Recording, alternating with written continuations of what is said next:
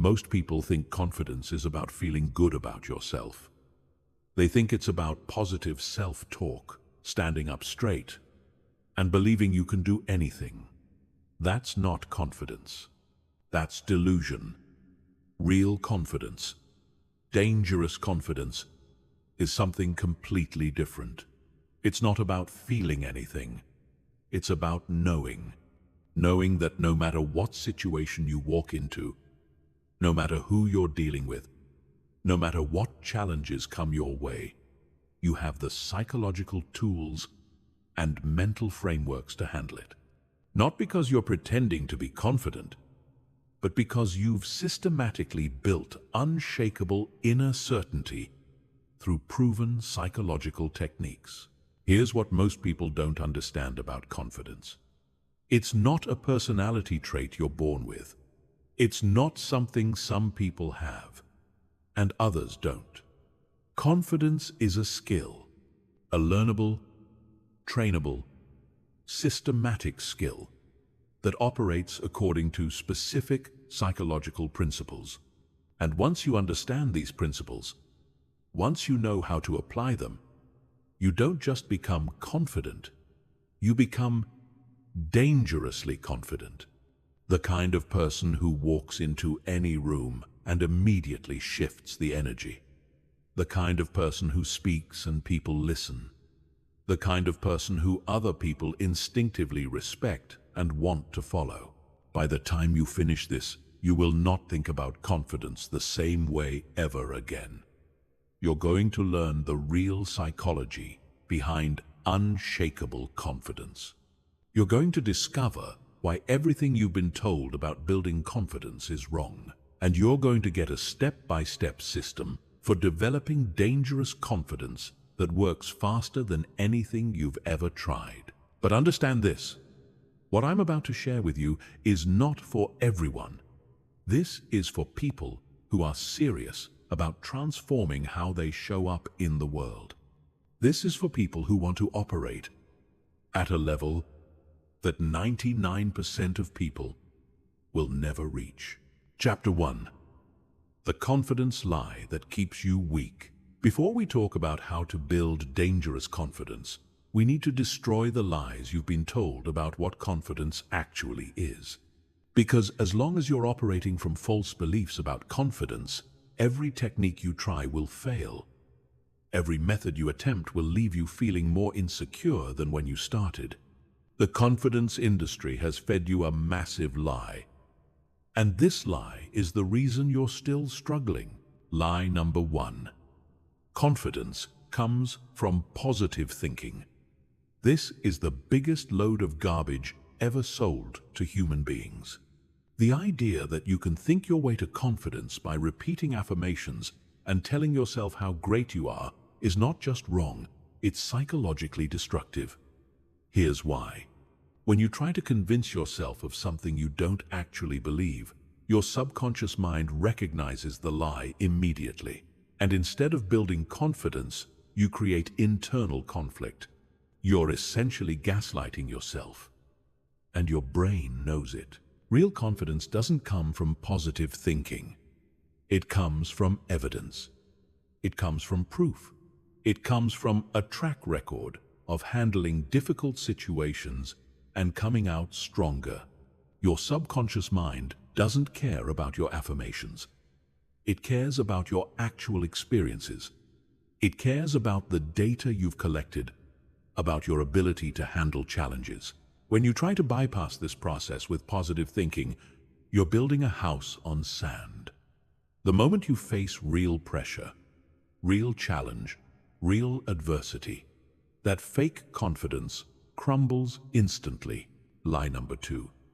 Confident people don't feel fear or anxiety. This is another destructive myth that keeps people trapped in insecurity. The truth is, truly confident people feel fear all the time. They feel anxiety, doubt, nervousness, and uncertainty just like everyone else. The difference is, they don't let these feelings control their actions. They've learned to act in spite of fear. not in the absence of it. They understand that courage isn't the lack of fear, it's action despite fear. When you believe that confident people don't feel scared, you set yourself up for failure. Because the moment you feel nervous or anxious, you think something is wrong with you. You think you're not confident enough. You think you need to work on yourself more before you can take action. This creates a vicious cycle where you're constantly waiting to feel ready, constantly waiting to feel confident, constantly waiting for the fear to go away. But here's the brutal truth. The fear never goes away completely. You either learn to act despite it, or you stay stuck forever.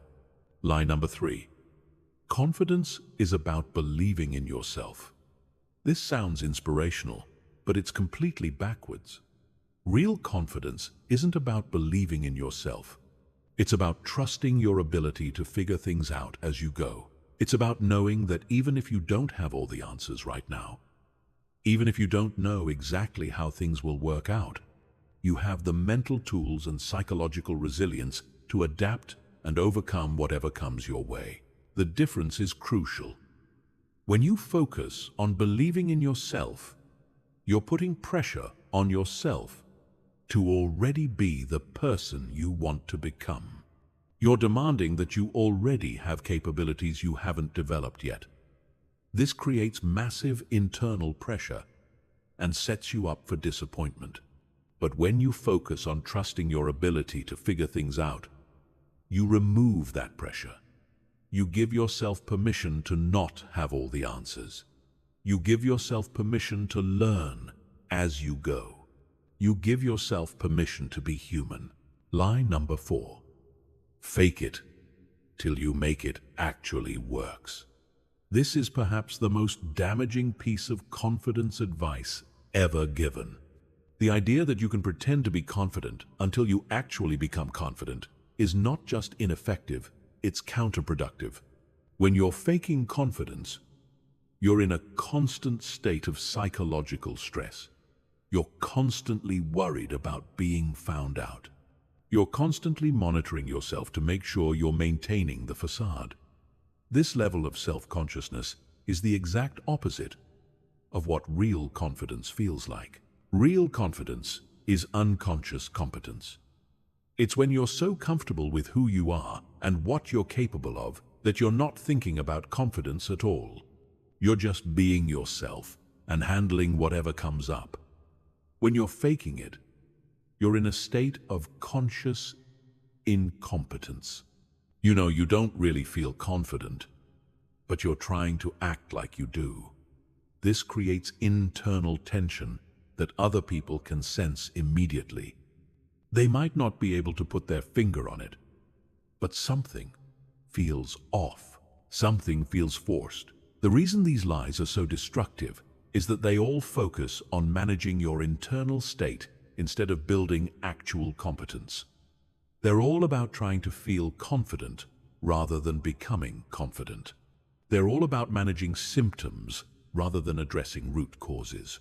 And as long as you're focused on managing your feelings about confidence instead of building real confidence, you'll stay trapped in the same cycles of insecurity and self-doubt. True confidence isn't about how you feel. It's about who you are. It's about the skills you've developed, the challenges you've overcome, the competencies you've built.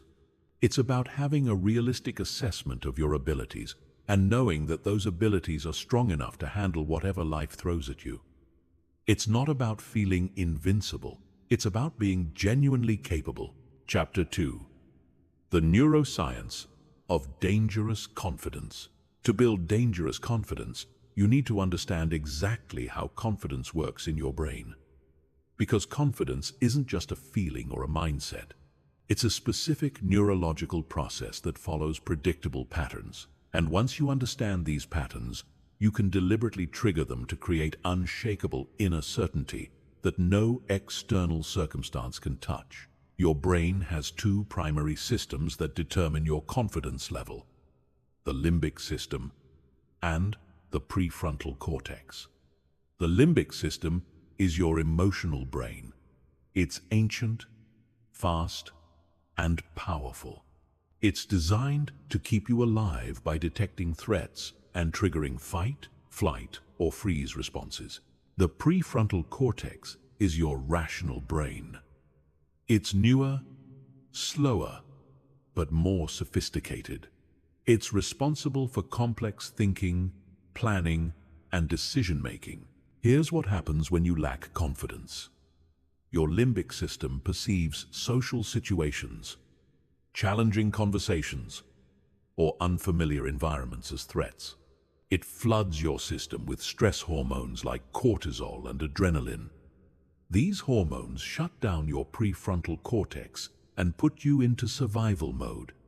In survival mode, you can't think clearly. You can't access your full intelligence. You can't perform at your best. You become reactive instead of responsive. But here's the critical insight. Your limbic system doesn't distinguish between real threats and imagined threats.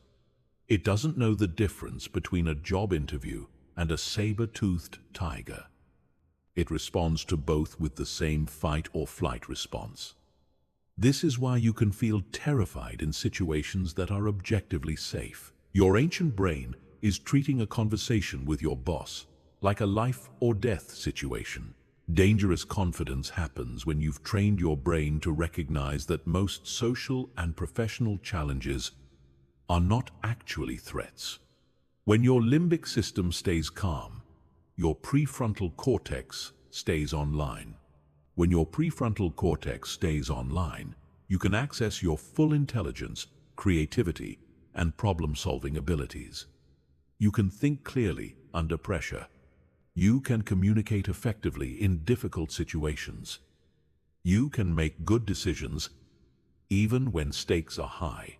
The key to building this kind of confidence is understanding neuroplasticity. Your brain is constantly rewiring itself based on your experiences. Every time you face a challenge and survive it, you're literally building new neural pathways that say, "This type of situation is manageable." Every time you avoid a challenge or let fear control your actions, you're reinforcing neural pathways that say, "This type of situation is dangerous." This is why exposure therapy works so well for phobias and anxiety disorders.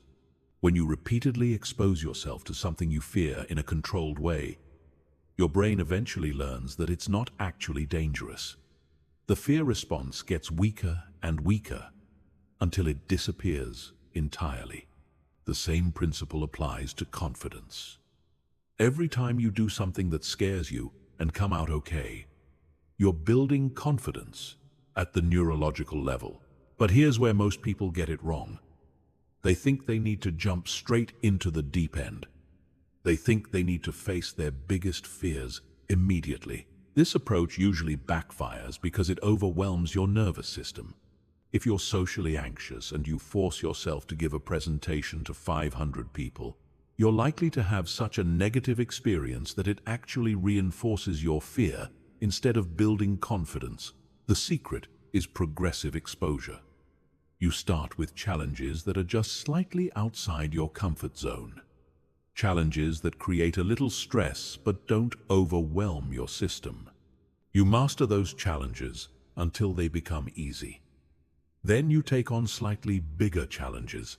You keep escalating gradually, always staying just at the edge of your comfort zone, but never going so far that you trigger a full panic response. This process works because of something called stress inoculation. When you expose yourself to manageable amounts of stress repeatedly, your nervous system becomes more resilient. Your baseline stress tolerance increases. Situations that used to overwhelm you become manageable. Challenges that used to paralyze you become energizing. There's another crucial neurological component to dangerous confidence: mirror neurons. These are brain cells that fire both when you perform an action and when you observe someone else performing that action. Mirror neurons are how you learn social behaviors. They're how you pick up on other people's emotions and energy, and they're how confidence becomes contagious. When you're around genuinely confident people, your mirror neurons start firing in response to their confidence. Your brain begins to mimic their neural patterns. This is why confidence is so contagious and why insecurity is equally contagious. You literally catch emotional states from the people around you. This has massive implications for building confidence. If you want to become dangerously confident, you need to immerse yourself in environments where that level of confidence is normal. You need to study confident people. Not just watch them, but really study how they think, how they move, how they speak, how they make decisions. Your mirror neurons will start adopting these patterns automatically. But here's the advanced technique. You can also use mirror neurons to program your own confidence. When you visualize yourself behaving confidently, when you mentally rehearse confident behaviors, your mirror neurons fire as if you're actually doing those things. This is why visualization is so powerful for athletes and performers. They're literally programming their brains for peak performance. The final piece of the neurological puzzle is understanding the role of dopamine in confidence. Dopamine is often called the pleasure chemical, but that's not accurate. Dopamine is actually the anticipation chemical. It gets released when you're expecting something good to happen, and it plays a crucial role in motivation and confidence. When you have a track record of success, your brain learns to expect positive outcomes. This triggers dopamine release, which makes you feel motivated and confident about taking on new challenges. But when you have a track record of failure or avoidance, your brain expects negative outcomes. This suppresses dopamine and makes you feel unmotivated and insecure. This is why building a track record of small wins is so important for confidence. Every time you succeed at something, even something small, you're training your brain to expect success. You're building positive momentum that compounds over time. You're literally rewiring your brain to default to confidence instead of insecurity. Chapter 3. The Confidence Operating System. Now that you understand the neuroscience, let's talk about the practical system for building dangerous confidence. This isn't about motivation or mindset. This is about installing a completely new operating system in your brain that automatically generates confidence in any situation. This system has 4 core components: competence stacking, social calibration, emotional regulation, and reality distortion. Competence stacking is the foundation of everything else. Most people try to build confidence by working on their self-esteem or their mindset. This is backwards. Real confidence comes from real competence. It comes from actually being good at things that matter. It comes from having genuine skills and capabilities that you can rely on when things get difficult. Here's how competence stacking works. You identify the key areas where confidence matters most in your life. Maybe it's professional situations, social interactions, romantic relationships, or leadership scenarios. For each area, you break down the specific skills and competencies that confident people in those areas possess. Then, you systematically develop those competencies through deliberate practice. For example, if you want to be confident in professional situations, some key competencies might include clear communication, strategic thinking, conflict resolution, presentation skills, networking ability, and industry expertise. You don't try to develop all of these at once. You pick one, focus on it intensely until you reach genuine competence. then move to the next one. The key is specificity. Instead of trying to become more confident at work, you focus on becoming genuinely excellent at specific skills that generate confidence in work environments. Instead of trying to become more socially confident, you focus on developing specific social skills like reading body language, starting conversations, telling engaging stories, and managing group dynamics.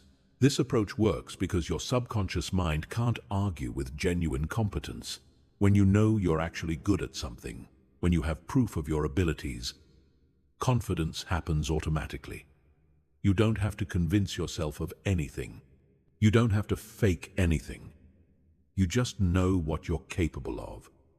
And that knowledge creates unshakable inner certainty. Social calibration is the second component. This is your ability to read social situations accurately and respond appropriately. Most people who struggle with confidence have poor social calibration. They either completely misread social dynamics, or they're so worried about how they're being perceived that they can't focus on what's actually happening around them. Dangerous confidence requires exquisite social calibration. You need to be able to walk into any room and quickly assess the social dynamics, the power structures, the unspoken rules, and the emotional undercurrents. You need to understand not just what people are saying, but what they're really communicating. You need to pick up on subtle social cues that most people miss completely. This skill develops through focused attention and practice. You start paying careful attention to social dynamics in every interaction. You watch how people position themselves physically. You notice who speaks first, who gets interrupted, who others look at for approval. You observe patterns in how conversations flow, how decisions get made, and how influence gets exercised. You also study high-status, confident people specifically. You watch how they enter rooms, how they position their bodies, how they use their voice, how they handle disagreement, how they command attention. You're not trying to copy them exactly, but you're learning the underlying principles of confident behavior. The goal is to develop such sharp social awareness that you always know where you stand in any interaction. You can sense when someone is trying to test you, challenge you, or manipulate you. You can feel when the energy in a room shifts. You can tell when someone is genuinely interested versus just being polite. This level of social intelligence eliminates most of the uncertainty that creates insecurity in the first place. Emotional regulation is the third component. This is your ability to manage your internal emotional state, regardless of external circumstances. Most people's confidence is completely dependent on how they feel in the moment. If they feel good, they're confident. If they feel anxious or uncertain, their confidence disappears. Dangerous confidence means your internal state is largely independent of external circumstances. You feel centered and capable whether you're being praised or criticized, whether things are going well or falling apart, whether you're in familiar territory or completely out of your depth. This doesn't mean you don't feel emotions. It means you don't let emotions control your behavior. You feel fear, but act courageously anyway. You feel uncertainty, but make decisions confidently anyway. You feel pressure, but perform calmly anyway. Emotional regulation happens through three primary mechanisms: breath control, cognitive reframing, and exposure conditioning. Breath control is the fastest way to influence your nervous system.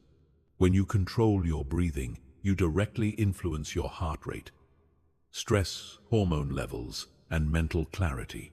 Deep, slow breathing activates your parasympathetic nervous system, which is responsible for the calm, confident state you want to access. Cognitive reframing is changing how you interpret situations and events. Instead of seeing challenges as threats, you learn to see them as opportunities. Instead of seeing criticism as attacks, You learn to see them as feedback. Instead of seeing failure as proof of your inadequacy, you learn to see it as valuable data for improvement. Exposure conditioning is systematically exposing yourself to situations that trigger emotional reactivity so you can build tolerance and control. This is similar to the progressive exposure we talked about earlier, but specifically focused on emotional regulation rather than competence building. Reality distortion is the fourth and most advanced component. This is your ability to shape other people's perception of you and the situation through your presence, energy, and communication. When you master reality distortion, you don't just respond to social dynamics, you create them. You don't just adapt to the energy in the room, you set it. This might sound manipulative, but it's not about deception or control. It's about taking responsibility for the energy you bring to every interaction. It's about being so clear about who you are and what you stand for that other people naturally align with your frame of reference. Reality distortion happens through what psychologists call presence. Presence is a combination of confidence, authenticity, and focused attention that creates a magnetic effect on other people. When you have true presence, people are drawn to you. They want to hear what you have to say. They trust your judgment. They follow your lead. Presence develops through the integration of all the other components. When you have genuine competence, accurate social calibration, and strong emotional regulation, presence emerges naturally. You become someone who other people instinctively respect and want to be around. Chapter 4. Psychological Warfare. How to Destroy Self-Doubt Forever. Self-doubt is not just a feeling. It's a sophisticated psychological warfare system that your own mind uses against you. And until you understand exactly how this system works, until you can recognize its tactics and defend against them, you will never achieve dangerous confidence. Self-doubt operates like a virus in your mental operating system, constantly running background programs that sabotage your success and undermine your capabilities. The first thing you need to understand about self-doubt is that it's not rational. It doesn't operate according to logic or evidence. Self-doubt is an emotional defense mechanism that your brain developed to protect you from rejection, failure, and social exile. In ancient times, being rejected by your tribe meant death. So your brain evolved sophisticated early warning systems to detect any possibility of social rejection and trigger powerful avoidance behaviors. The problem is that this ancient survival mechanism is completely inappropriate for modern life. Your brain still treats a difficult conversation with your boss like a threat to your survival.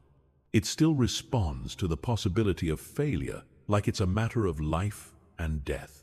This is why self-doubt feels so intense and overwhelming. It's not just an inconvenient emotion. It's your survival instincts misfiring in situations that aren't actually dangerous. Self-doubt uses 5 primary weapons against you: catastrophizing, mind reading, fortune telling, personalization, and all or nothing thinking. Understanding these weapons is the first step in defending against them. Catastrophizing is when your mind automatically jumps to the worst possible outcome in any situation. You have to give a presentation, and your brain immediately starts imagining everything that could go wrong. You'll forget what to say. The technology will malfunction. People will think you're incompetent. You'll lose your job. Your career will be ruined. Your life will fall apart. This kind of thinking is not preparation or planning. It's psychological self-sabotage. When you catastrophize, you're programming your brain to expect disaster. You're creating anxiety and stress that makes disaster more likely to actually happen. You're spending mental energy on problems that don't exist instead of focusing on performing well. Mind reading is when you assume you know what other people are thinking about you, and you always assume they're thinking something negative. You walk into a meeting and someone doesn't make eye contact, so you assume they're angry at you. You tell a joke and someone doesn't laugh, so you assume they think you're stupid. You suggest an idea and someone looks skeptical, so you assume they think you're incompetent. The reality is that you have no idea what other people are thinking most of the time. People are usually thinking about their own problems, their own challenges, their own lives. They're not sitting around analyzing your every move and finding you lacking. But self-doubt convinces you that everyone is constantly judging you and finding you deficient. Fortune-telling is when you predict negative outcomes with absolute certainty, even though you have no way of knowing what will actually happen. You decide not to apply for a promotion because you know you won't get it. You don't ask someone out because you know they'll reject you. You don't start a business because you know it will fail. This kind of thinking is not wisdom or realistic planning. It's self-fulfilling prophecy.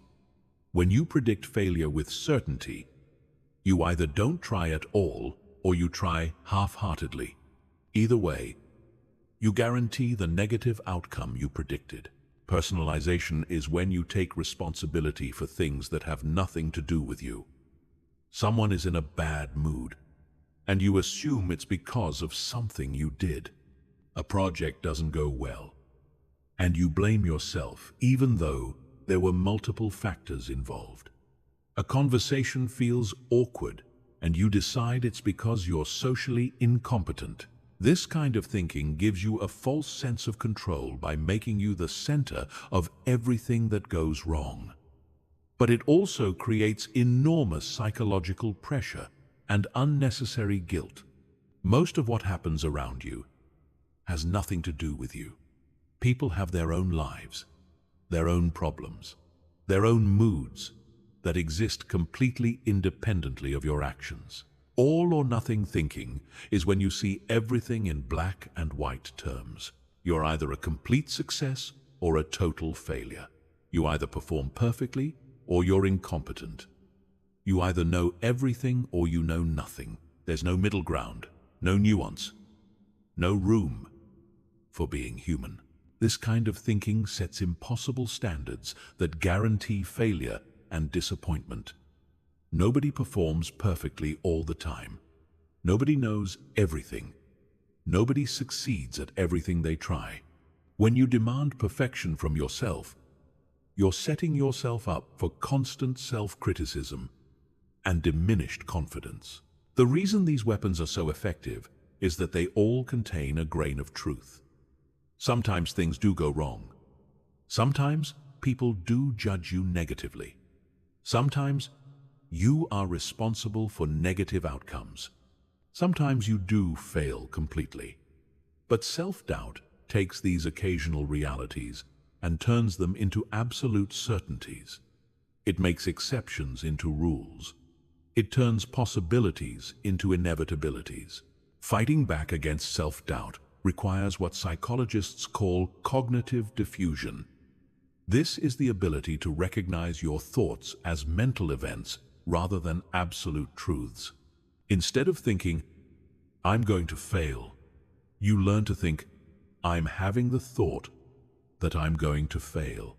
This small shift in language creates psychological distance between you and your thoughts. It reminds you that your thoughts are not facts.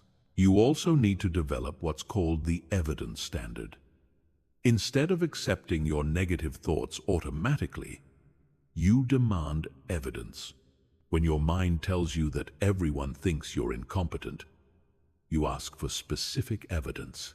What exactly did someone say or do that proves they think you're incompetent?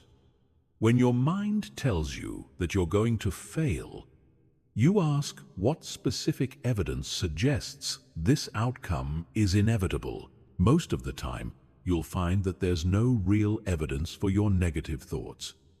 They're just emotional reactions, masquerading as rational analysis. When you consistently demand evidence for negative thoughts, they lose their power over you. The final weapon against self-doubt is building what psychologists call self-compassion. This is the ability to treat yourself with the same kindness and understanding you would show a good friend. Most people are incredibly harsh with themselves. They say things to themselves that they would never say to another person. They hold themselves to standards they would never expect from others. Self-compassion doesn't mean lowering your standards or accepting mediocrity. It means recognizing that you're human, that you're learning, that you're doing your best with the resources and knowledge you have right now. It means understanding that mistakes and failures are part of the learning process, not evidence of your fundamental inadequacy. When you develop genuine self-compassion, self-doubt loses most of its power. You stop treating every mistake as proof that you're not good enough. You stop interpreting every challenge as evidence that you don't belong. You start seeing setbacks as temporary situations rather than permanent character flaws. Chapter 5.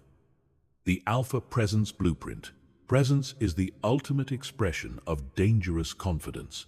It's not just about feeling confident internally. It's about projecting confidence so powerfully that other people feel it immediately. When you master presence, you don't have to tell people you're confident. They can sense it the moment you walk into a room. They can feel it in your energy, see it in your posture, hear it in your voice. Most people completely misunderstand what presence actually is. They think it's about being loud, aggressive, or dominating. They think it's about taking up space or commanding attention through force. This is not presence. This is insecurity, masquerading as confidence. Real presence is calm, centered, and completely secure. It doesn't need to prove anything to anyone. Presence operates on 4 levels: physical, vocal, emotional, and mental. You need to master all 4 levels to create the kind of magnetic presence that draws people to you and makes them instinctively respect your authority. Physical presence starts with your relationship to gravity. Most people fight gravity. They hold tension in their shoulders, clench their jaws, tighten their stomachs. This creates a rigid defensive posture that signals insecurity and fear. Dangerous confidence requires a completely different relationship with your physical body. You need to learn to work with gravity instead of against it. This means allowing your weight to settle into your lower body. It means relaxing your shoulders and letting them fall into their natural position. It means unclenching your jaw and softening your facial muscles.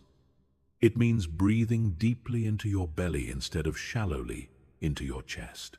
When you relax into gravity, your posture naturally improves. You become more grounded, more stable, more centered. Other people can sense this stability, and it makes them feel safe and comfortable around you. They trust you more because your body language signals that you're not threatened or defensive. Eye contact is another crucial component of physical presence. Most people either avoid eye contact entirely or use it aggressively. Both approaches signal insecurity. Confident eye contact is steady, warm, and completely relaxed. You're not trying to dominate or intimidate.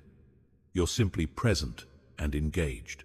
The key to confident eye contact is understanding that it's not about staring at people. It's about being genuinely interested in them.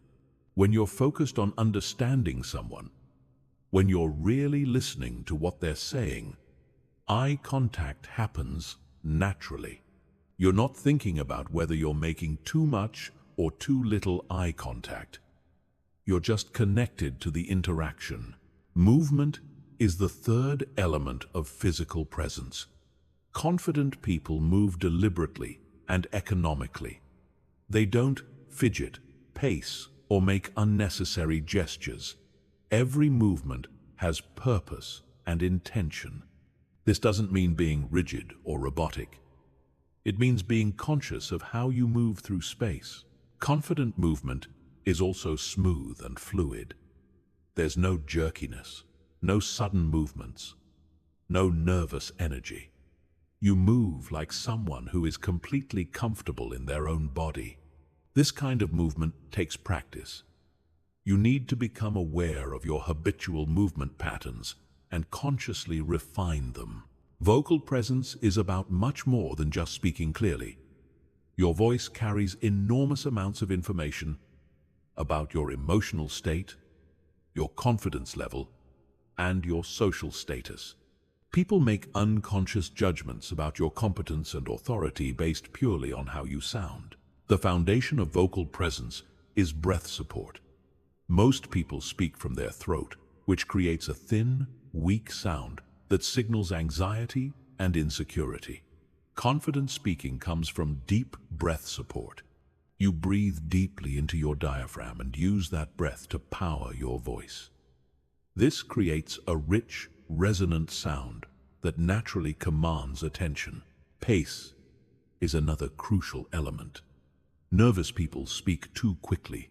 They rush through their words because they're afraid of taking up too much time or space. Confident people speak at a measured pace. They're not afraid of silence. They understand that pauses add emphasis and give people time to process what they're saying. Volume and tonality also matter enormously. You need to speak loudly enough to be heard clearly without straining or shouting. Your tone should be warm and engaging, not monotone or aggressive. You want to sound like someone who is genuinely interested in communicating, not someone who is trying to prove a point or defend a position. Emotional presence is about your ability to stay centered and calm regardless of what's happening around you. When you have strong emotional presence, other people's anxiety, anger, or negativity doesn't affect your internal state. You remain stable and grounded, even in chaotic or high-pressure situations. This stability is incredibly attractive to other people. In a world where most people are reactive and emotionally volatile, someone who remains calm and centered stands out immediately. They become a source of stability that others naturally gravitate toward.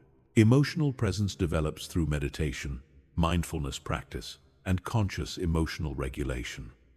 You learn to observe your emotions without being controlled by them.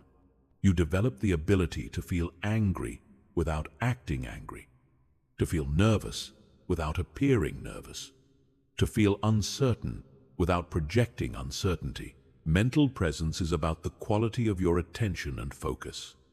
When you have strong mental presence, you're completely engaged with whatever is happening right now. You're not thinking about what you're going to say next. You're not worrying about how you're being perceived. You're not mentally rehearsing or planning. You're just present. This kind of presence is rare in our distracted, multitasking world. Most people are only half present in their interactions. They're physically there, but mentally somewhere else. When you learn to be fully present, you create a powerful connection with other people. They feel heard, understood, and valued. Mental presence also means having clear, coherent thoughts. You think before you speak. You express your ideas in logical, organized ways. You don't ramble or contradict yourself. You say what you mean and mean what you say. The integration of all four levels creates what can only be described as charismatic presence. People are drawn to you without understanding exactly why. They trust your judgment even when they don't know you well. They naturally defer to your opinion and follow your lead. This kind of presence cannot be faked or manufactured. It emerges naturally from genuine confidence, competence, and self-awareness. It's not a technique or a tactic. It's the natural expression of someone who has done the deep work of developing dangerous confidence from the inside out. Chapter 6. Social Dominance. How to control any room. Social dominance is not about being aggressive, loud, or intimidating. Real social dominance is the ability to influence social dynamics through presence, intelligence, and strategic behavior. When you master social dominance, you become the person who sets the tone in every interaction. You become the person others look to for leadership and direction. You become the person who shapes reality instead of just reacting to it. The first principle of social dominance is understanding that every social interaction is a negotiation. People are constantly testing boundaries, establishing hierarchies, and positioning themselves relative to others. Most people participate in these negotiations unconsciously. They react emotionally to social challenges instead of responding strategically. They let other people control the frame of the interaction instead of setting their own frame. Dangerous confidence means you participate in social negotiations consciously and strategically. You understand the games being played, and you play them better than anyone else. You don't get offended or defensive when someone tests you.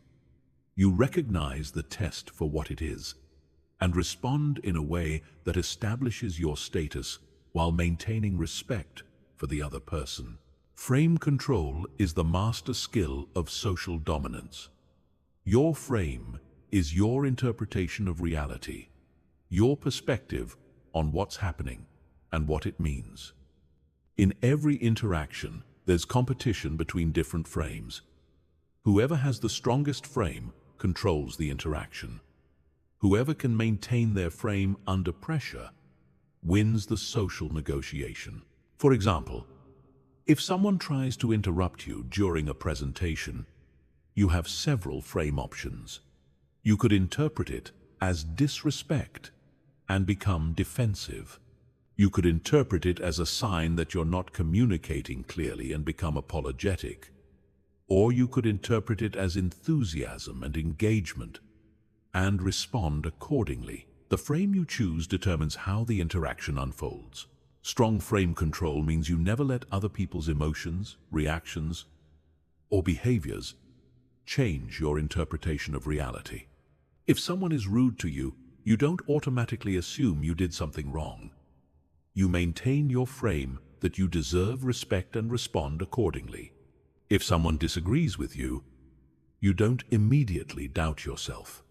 You stay confident in your perspective while remaining open to new information. The second principle is strategic positioning. In every social environment, there are positions of power and positions of weakness. Where you position yourself physically, socially, and psychologically determines how much influence you have. Most people position themselves randomly without any awareness of the strategic implications. Physically, you want to position yourself in places that naturally command attention and respect. In meetings, this might mean sitting where you can see everyone and everyone can see you. In social gatherings, this might mean positioning yourself near the center of activity or in places where people naturally congregate. Socially, you want to position yourself as someone who adds value to every interaction. You become the person who has interesting insights, useful connections, and valuable resources. You don't try to be the center of attention, but you consistently contribute in ways that make interactions better. Psychologically, you position yourself as someone who is confident, capable, and unshakable. You don't need approval from others, but you're genuinely interested in them.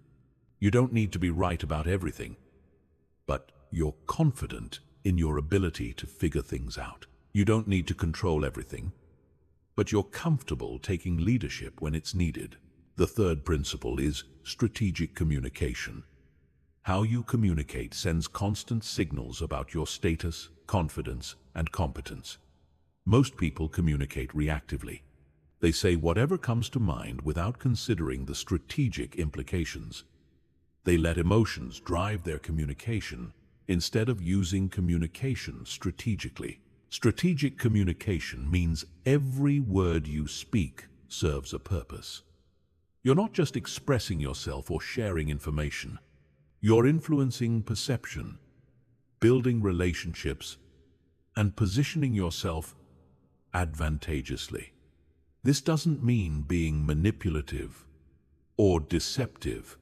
It means being conscious about the impact of your communication. Tonality is crucial. The same words can convey completely different messages depending on how they're delivered. A confident tone conveys authority and competence. An uncertain tone conveys insecurity and weakness. A defensive tone conveys fear and vulnerability.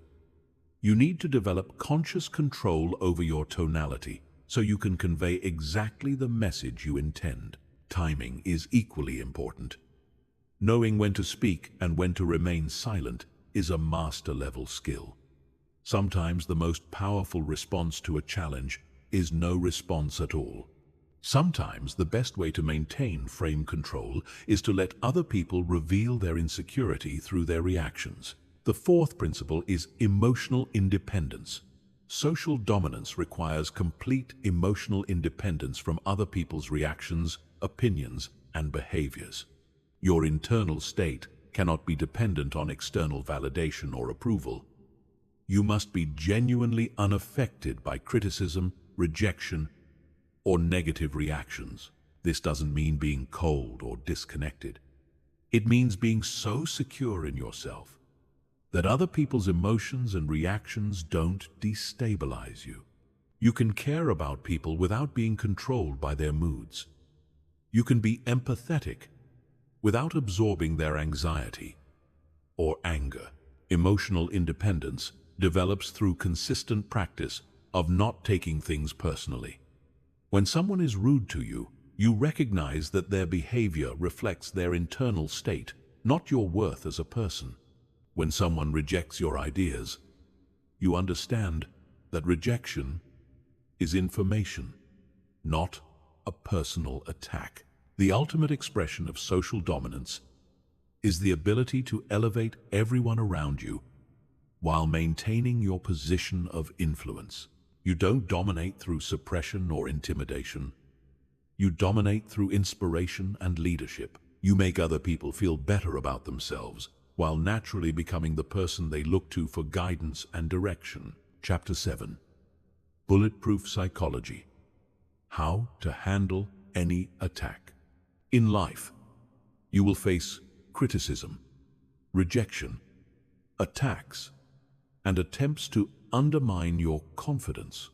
How you handle these challenges determines whether you develop bulletproof psychology or remain vulnerable to other people's negativity. Most people have no defense against psychological attacks. They take everything personally, let criticism destroy their confidence, and allow other people's opinions to control their self-worth. Dangerous confidence requires developing psychological armor that protects you from external attacks while keeping you open to legitimate feedback and growth opportunities.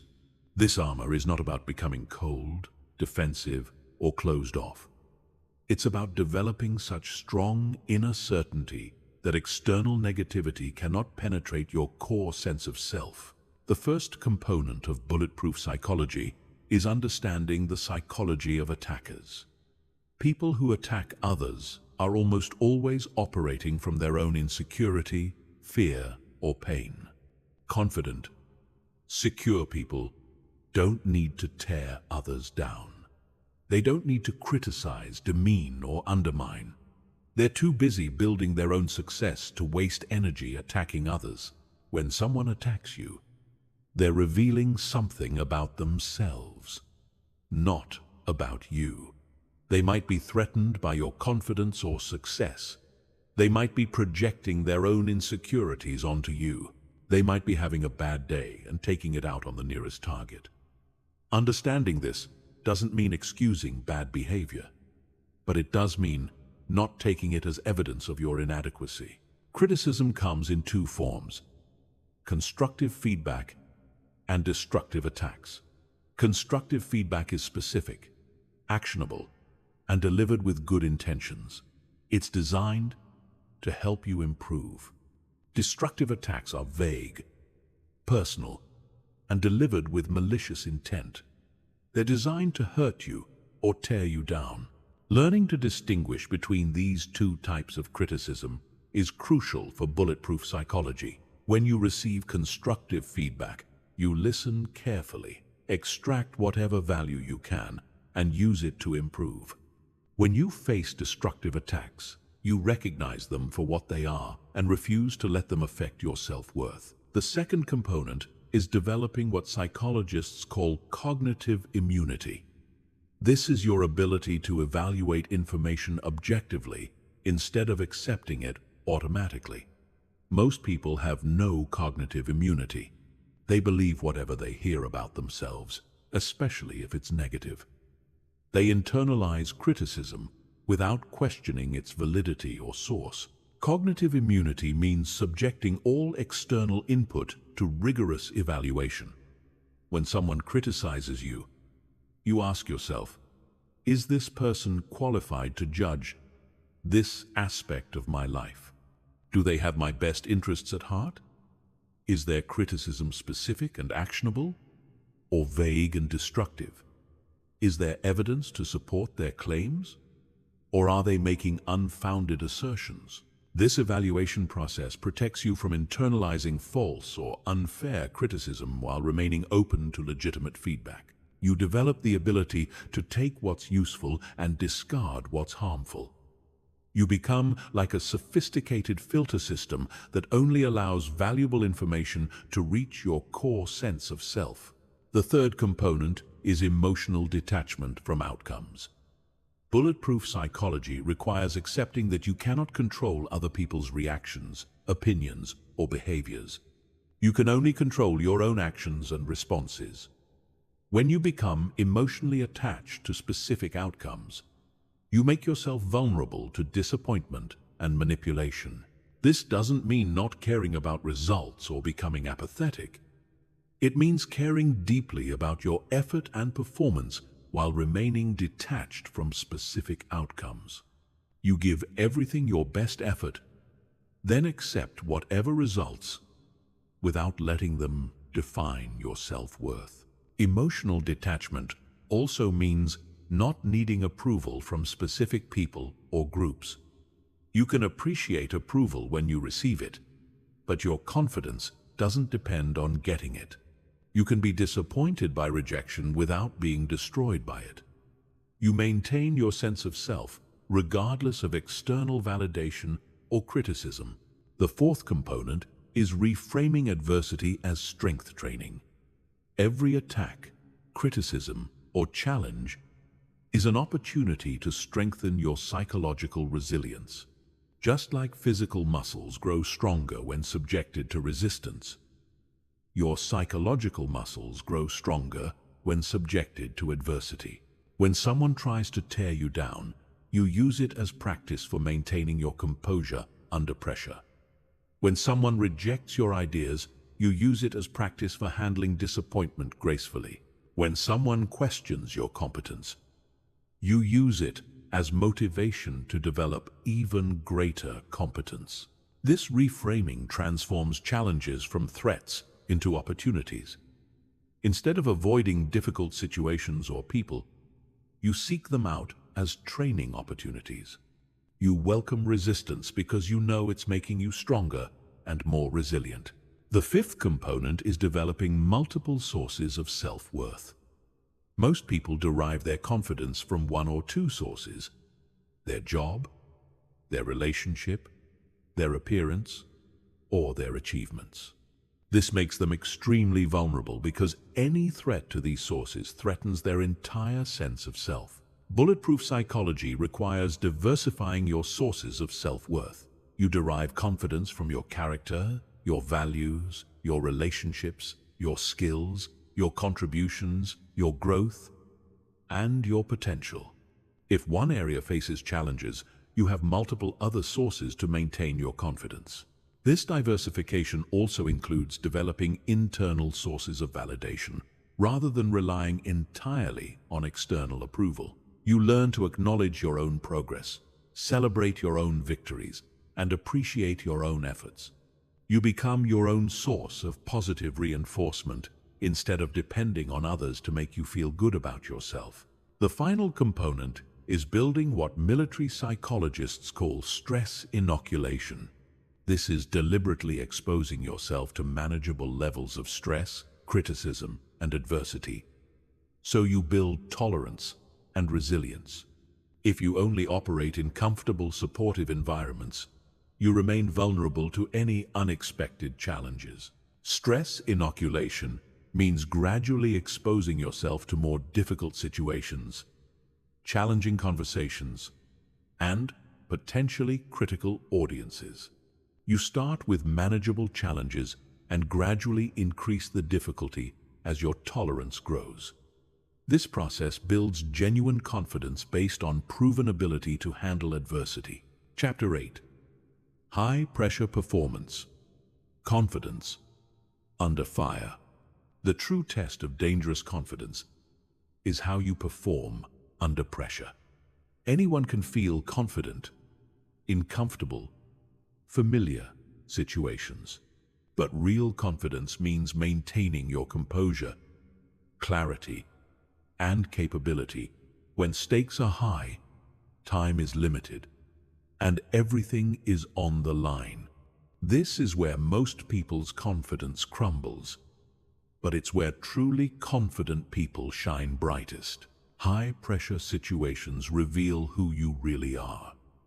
They strip away pretense, expose weaknesses, and demand authentic competence. You cannot fake your way through genuine pressure. You cannot rely on superficial confidence techniques when everything matters. You need deep, unshakable inner certainty that has been tested and proven through experience. The psychology of pressure is fascinating and predictable. When stakes increase, your nervous system activates the same ancient survival mechanisms that kept your ancestors alive. Your body floods with stress hormones. Your heart rate increases. Your breathing becomes shallow. Your attention narrows. Your prefrontal cortex, responsible for complex thinking and decision-making, begins to shut down.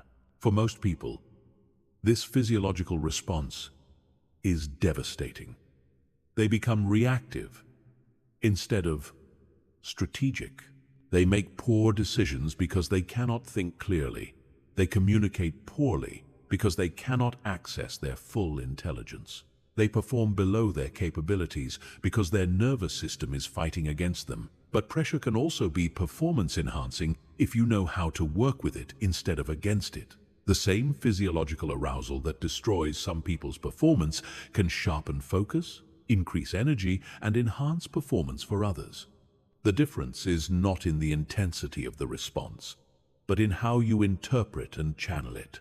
The first principle of high-pressure performance is reframing arousal as excitement rather than anxiety.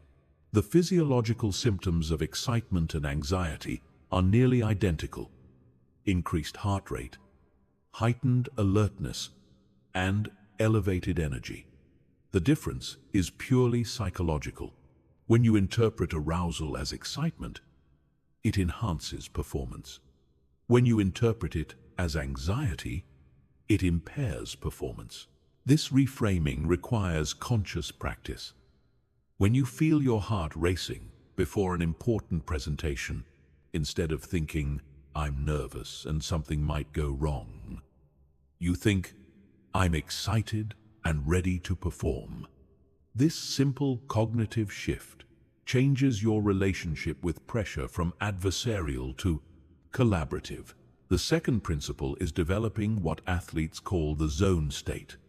This is a psychological state where you are completely absorbed in the present moment, performing at peak capacity with minimal conscious effort. In the zone, self-doubt disappears, fear vanishes. You are purely focused on execution. The zone state has specific characteristics that you can learn to cultivate. Time perception shifts. Difficult tasks feel effortless. Self-consciousness disappears. Performance becomes automatic. You stop thinking about what you're doing and just do it with complete confidence and capability. Accessing the zone requires 3 elements: clear objectives, immediate feedback, and balanced challenge. You need to know exactly what you're trying to accomplish. You need real-time information about how you're performing, and the challenge level needs to be neither too easy nor too difficult, but perfectly matched to your current capabilities. The third principle is preparation that builds unshakable confidence. Most people prepare by trying to memorize information or rehearse specific responses. This type of preparation actually increases anxiety because it makes you rigid and dependent on specific conditions. When anything changes, your preparation becomes useless and your confidence evaporates. Effective preparation focuses on developing adaptive capability rather than specific responses. Instead of memorizing exactly what you'll say, you become so knowledgeable about your topic that you can discuss it fluently from any angle. Instead of rehearsing specific scenarios, you develop general skills that apply to any situation. This type of preparation builds what psychologists call self-efficacy, confidence in your ability to handle whatever comes up. You're not confident because you know exactly what will happen. You're confident because you know you can adapt to whatever does happen. The fourth principle is breath control as the foundation of everything else. Your breathing directly controls your nervous system activation. When you breathe slowly and deeply, you activate your parasympathetic nervous system, which promotes calm, clear thinking. When you breathe quickly and shallowly, you activate your sympathetic nervous system, which triggers stress responses. Most people completely ignore their breathing when pressure increases. They let their breathing become rapid and shallow, which amplifies their stress response and impairs their performance. Learning to control your breathing under pressure is like having a remote control for your nervous system. Effective breathing for high-pressure performance involves deep diaphragmatic breathing with extended exhales. You breathe in for 4 counts, hold for 4 counts, and exhale for 6 counts. This pattern quickly shifts your nervous system into a calm, focused state that enhances rather than impairs performance. The fifth principle is maintaining strategic thinking despite emotional pressure. Pressure creates tunnel vision. You become so focused on immediate threats that you lose sight of broader objectives and strategic considerations. You react to whatever is happening right now instead of thinking about what should happen next. Strategic thinking under pressure requires deliberately expanding your perspective. You force yourself to step back mentally and consider the bigger picture. What are you really trying to accomplish? What are your options? What are the likely consequences of different choices? What would a calm, strategic person do in this situation? This mental stepping back is difficult when pressure is high, but it's essential for peak performance. It prevents you from getting caught up in emotional reactions and helps you make decisions based on logic and strategy rather than fear and anxiety.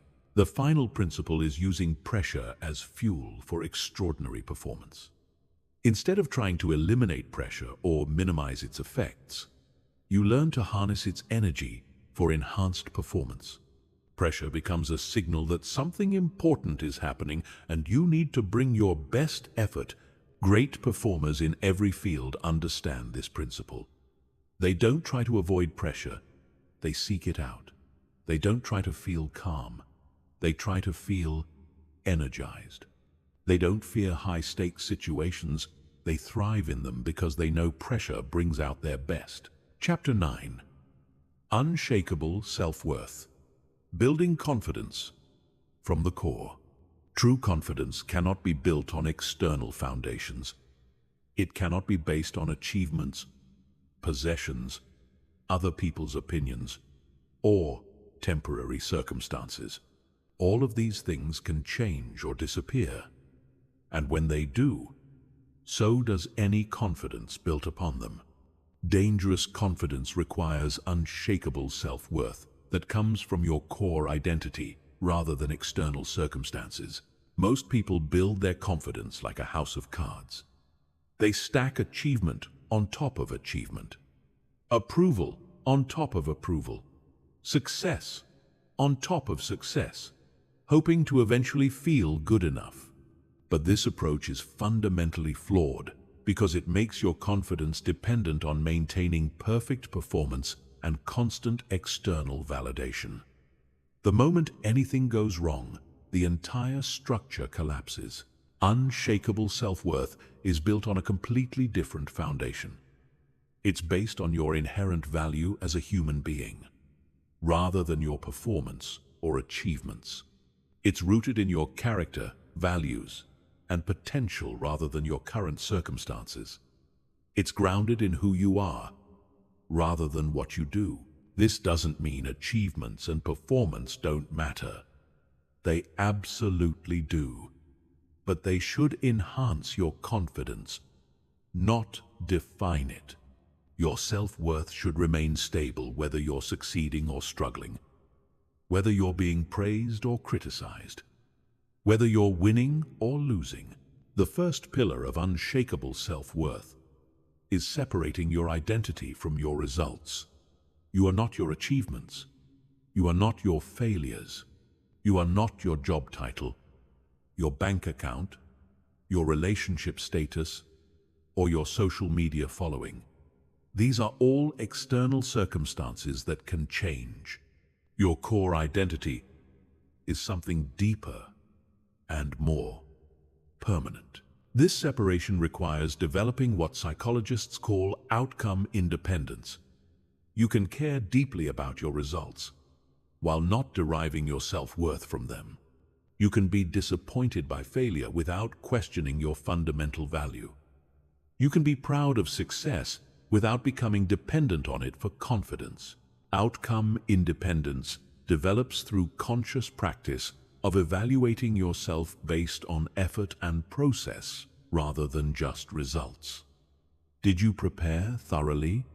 Did you give your best effort? Did you act according to your values?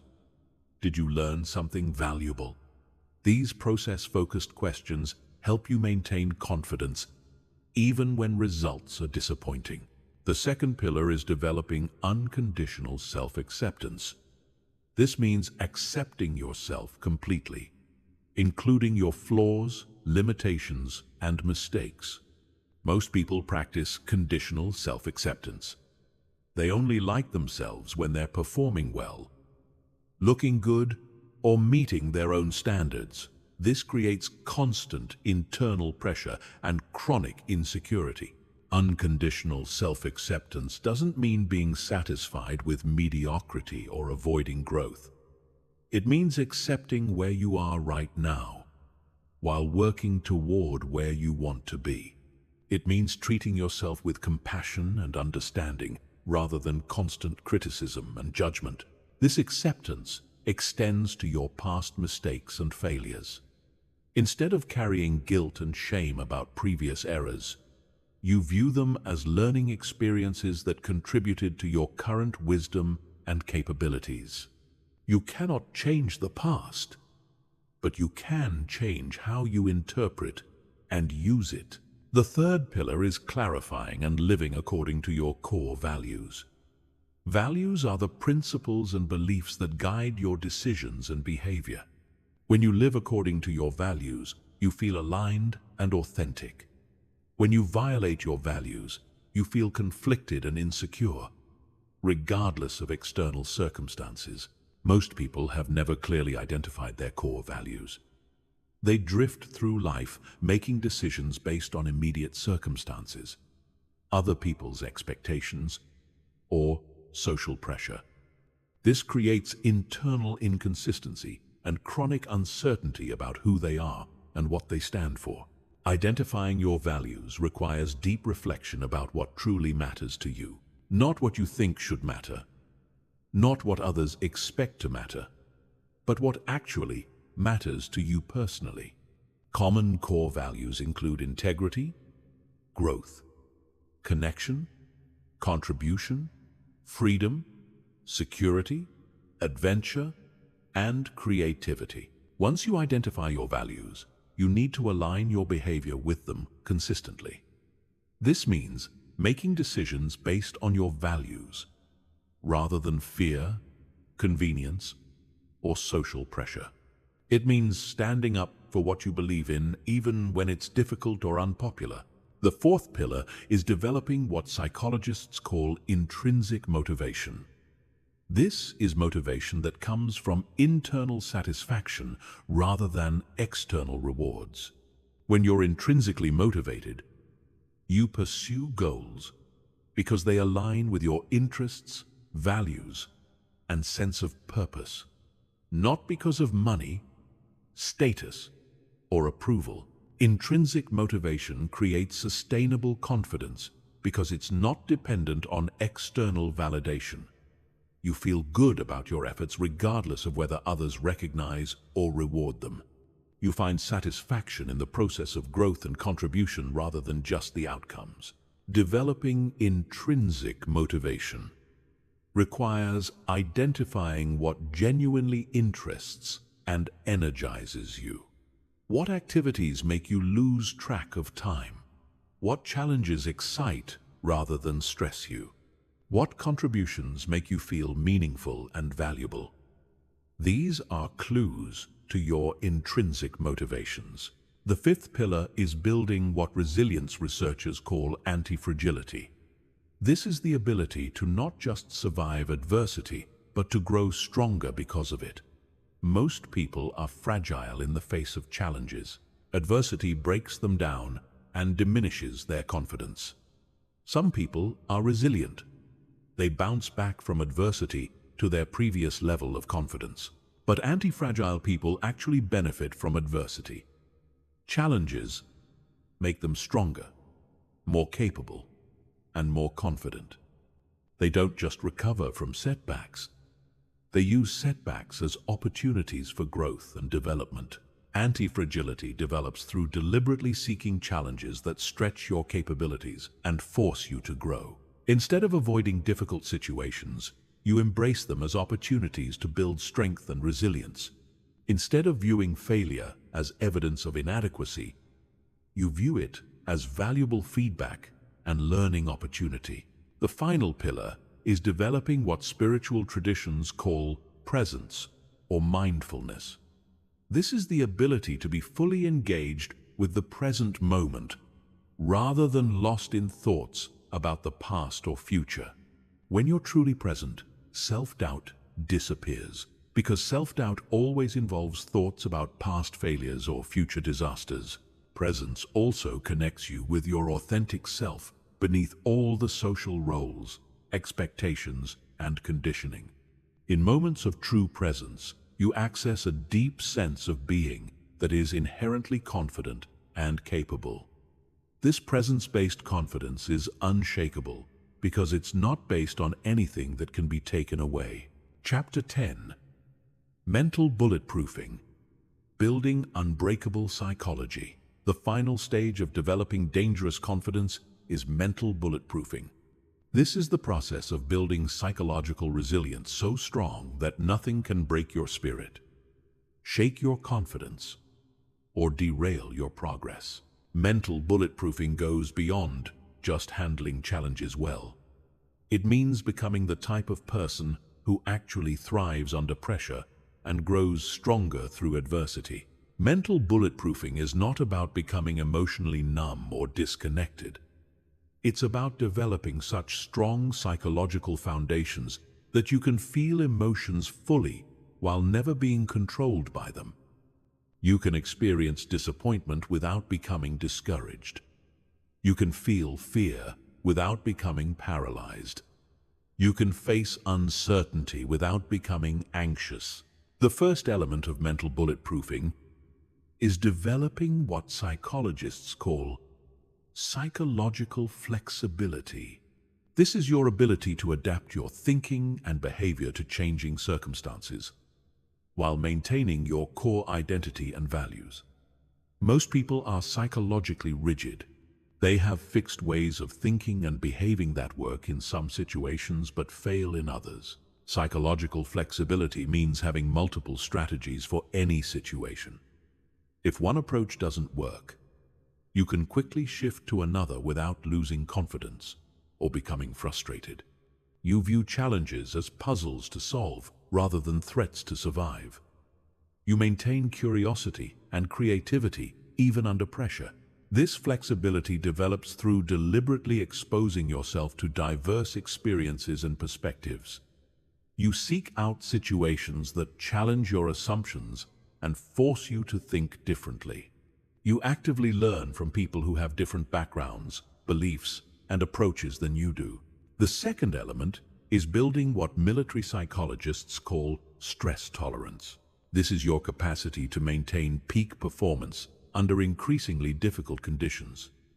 Most people have very low stress tolerance. Small pressures throw them off balance and impair their thinking and decision-making. Stress tolerance builds through progressive exposure to increasingly challenging situations. You start with manageable stress and gradually increase the intensity as your capacity grows. This is similar to physical fitness training, where you progressively increase weight or difficulty to build strength and endurance. The key is staying just at the edge of your current capacity without overwhelming your system. If you take on too much stress too quickly, you can actually decrease your tolerance and create trauma. But if you consistently challenge yourself at the right level, your stress tolerance expands dramatically. The third element is developing what philosophers call existential confidence. This is confidence in your ability to create meaning and purpose, regardless of external circumstances. Most people derive their sense of meaning from external sources: their job, their relationships, their achievements, their social status. Existential confidence means you can find meaning and purpose even when external circumstances are difficult or uncertain. You understand that meaning is something you create rather than something you find. You take responsibility for your own sense of purpose rather than depending on others to provide it. This type of confidence is particularly important during major life transitions, setbacks, or periods of uncertainty. When external sources of meaning disappear or change, you maintain your sense of direction and purpose, because it comes from within rather than from circumstances. The fourth element is building what positive psychologists call learned optimism. This is the ability to maintain hope and positive expectations even in the face of setbacks and challenges. Learned optimism is not naive positivity or denial of reality. It's a realistic but hopeful perspective that focuses on possibilities and solutions rather than problems and limitations. Learned optimism involves developing specific thinking patterns that support resilience and confidence. When bad things happen, you view them as temporary rather than permanent, specific rather than global, and external rather than personal. When good things happen, you view them as permanent, global, and personal. These thinking patterns aren't just feel-good techniques. They're based on decades of research, showing that optimistic thinking patterns lead to better performance, better health, better relationships, and greater resilience in the face of adversity. The fifth element is developing what spiritual traditions call equanimity. This is the ability to remain calm and centered, regardless of whether circumstances are pleasant or unpleasant, successful or challenging, praised or criticized. Equanimity doesn't mean being indifferent or disconnected. It means being fully engaged while remaining emotionally balanced. Equanimity develops through meditation, mindfulness practice, and conscious observation of your emotional reactions. You learn to witness your emotions without being overwhelmed by them. You develop the ability to step back mentally and observe your experience from a broader perspective. This emotional balance is crucial for dangerous confidence because it prevents you from being thrown off course by temporary circumstances. You can appreciate success without becoming attached to it. You can learn from failure without being devastated by it. You maintain your center regardless of what's happening around you. The final element is what can only be described as philosophical confidence. This is confidence in your fundamental approach to life, your core values and beliefs, and your overall life direction. Philosophical confidence means you have clear answers to life's big questions.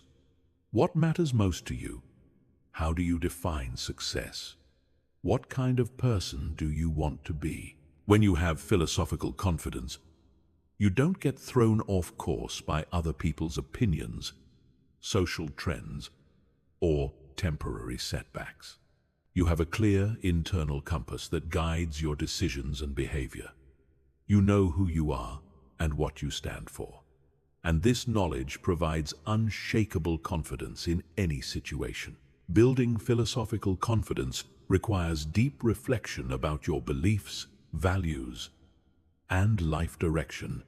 It means taking responsibility for creating your own philosophy of life, rather than just accepting what others have told you. It means being willing to question everything and arrive at your own conclusions about what matters most. The integration of all these elements creates what can only be described as unbreakable psychology. You become someone who cannot be intimidated, manipulated, or discouraged. You become someone who thrives under pressure and grows stronger through challenge. You become someone with truly dangerous confidence. Chapter 11. Advanced Social Engineering, Reading and Controlling Human Behavior. The highest level of dangerous confidence involves understanding human psychology so deeply that you can predict and influence behavior with surgical precision. This isn't about manipulation or deception. This is about developing such sophisticated social intelligence that you can navigate any interpersonal situation with complete confidence and effectiveness. You become someone who understands the hidden rules of human interaction that most people never even notice. Human behavior follows predictable patterns. People are driven by fundamental psychological needs that remain consistent across cultures, personalities, and circumstances.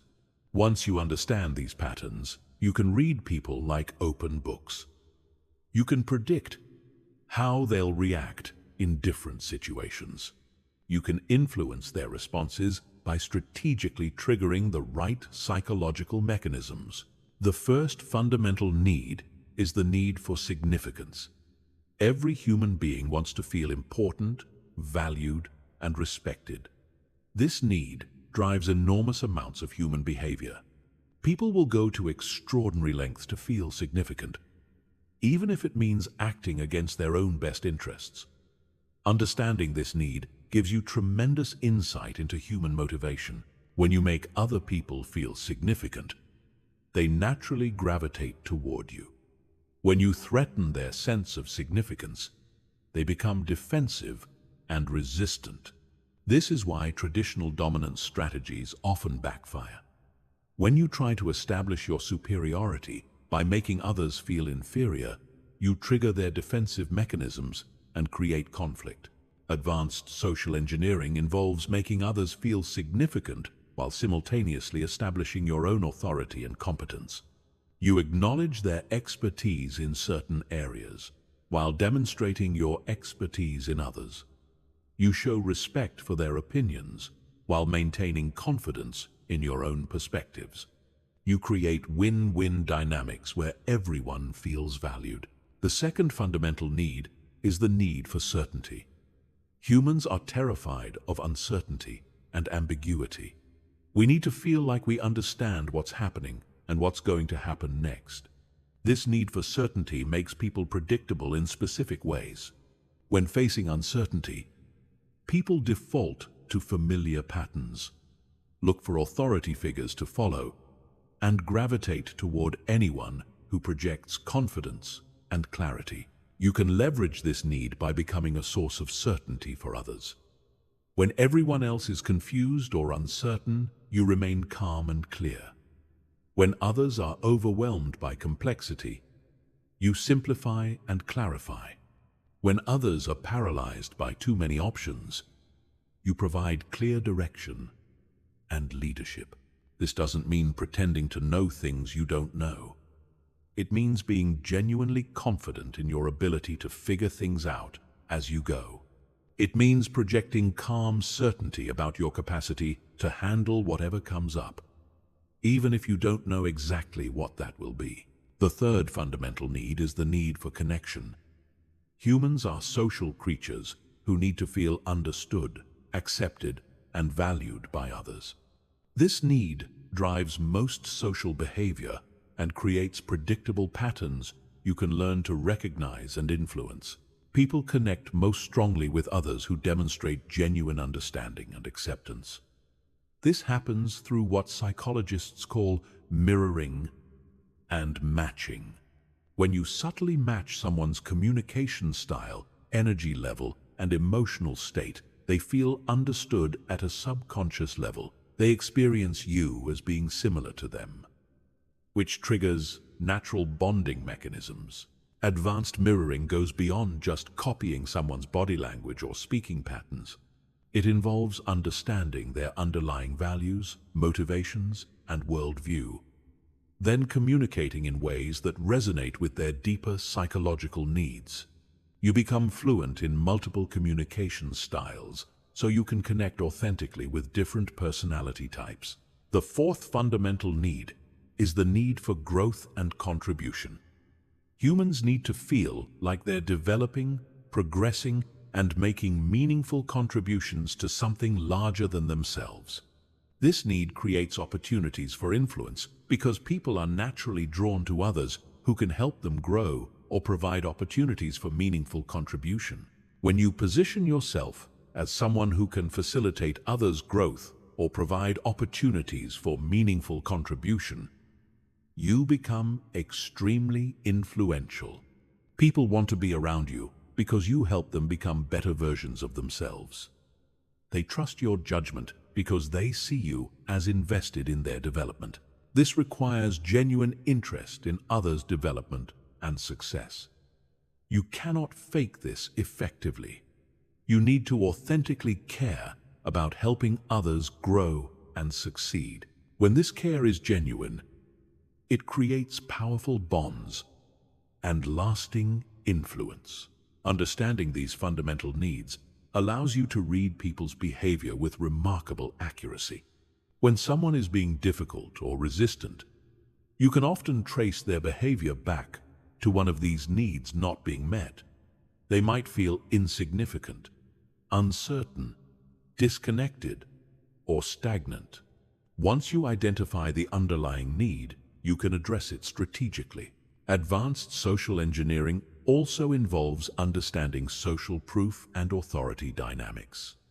People look to others for cues about how to behave, what to believe, and who to follow.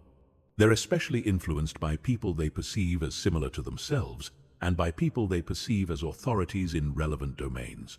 You can leverage social proof by associating yourself with respected individuals and groups, by demonstrating that other credible people value your opinions and abilities, and by creating evidence of your expertise and success. This isn't about name-dropping or bragging. It's about strategically positioning yourself in ways that naturally communicate your competence and value. Authority dynamics are equally important. People naturally defer to perceived authority, but authority comes in many forms. There's positional authority based on titles and roles. There's expert authority based on knowledge and competence. There's moral authority based on character and integrity. There's charismatic authority based on presence and influence. The most powerful combination is expert authority combined with moral authority. When people perceive you as both highly competent and genuinely trustworthy, they willingly follow your lead. They seek your opinions and defer to your judgment. They become advocates for your ideas and supporters of your initiatives. Building this type of authority requires consistent demonstration of competence coupled with unwavering integrity. You must be genuinely good at what you do, and you must consistently act in ways that align with your stated values. Any inconsistency between your words and actions undermines your authority and credibility.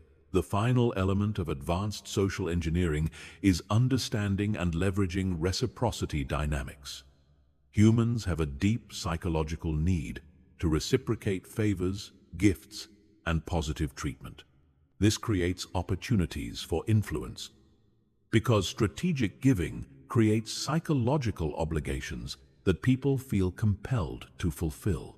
However, reciprocity only works when it feels genuine and appropriate. If your giving feels calculated or manipulative, it triggers resistance instead of obligation. The key is genuine generosity that provides real value to others without obvious strings attached. This might involve sharing valuable information, making useful introductions, providing helpful feedback, or offering assistance with important projects. The value you provide should be meaningful to the recipient and within your natural capacity to give, when done authentically. This type of giving creates powerful, positive dynamics that enhance your influence and relationships. Mastering these principles allows you to navigate any social situation with complete confidence. You understand what's really happening beneath the surface of interactions. You can predict how people will respond to different approaches. You can influence outcomes by strategically addressing underlying psychological needs. You become someone who understands the game of human interaction at a level that most people never reach. Chapter 12.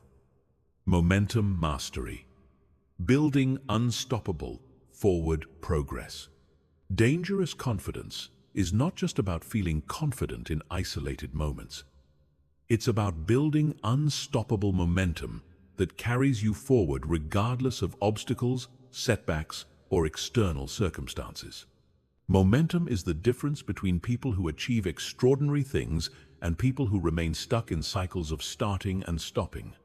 Once you master momentum, success becomes inevitable because you develop the ability to maintain forward progress under any conditions.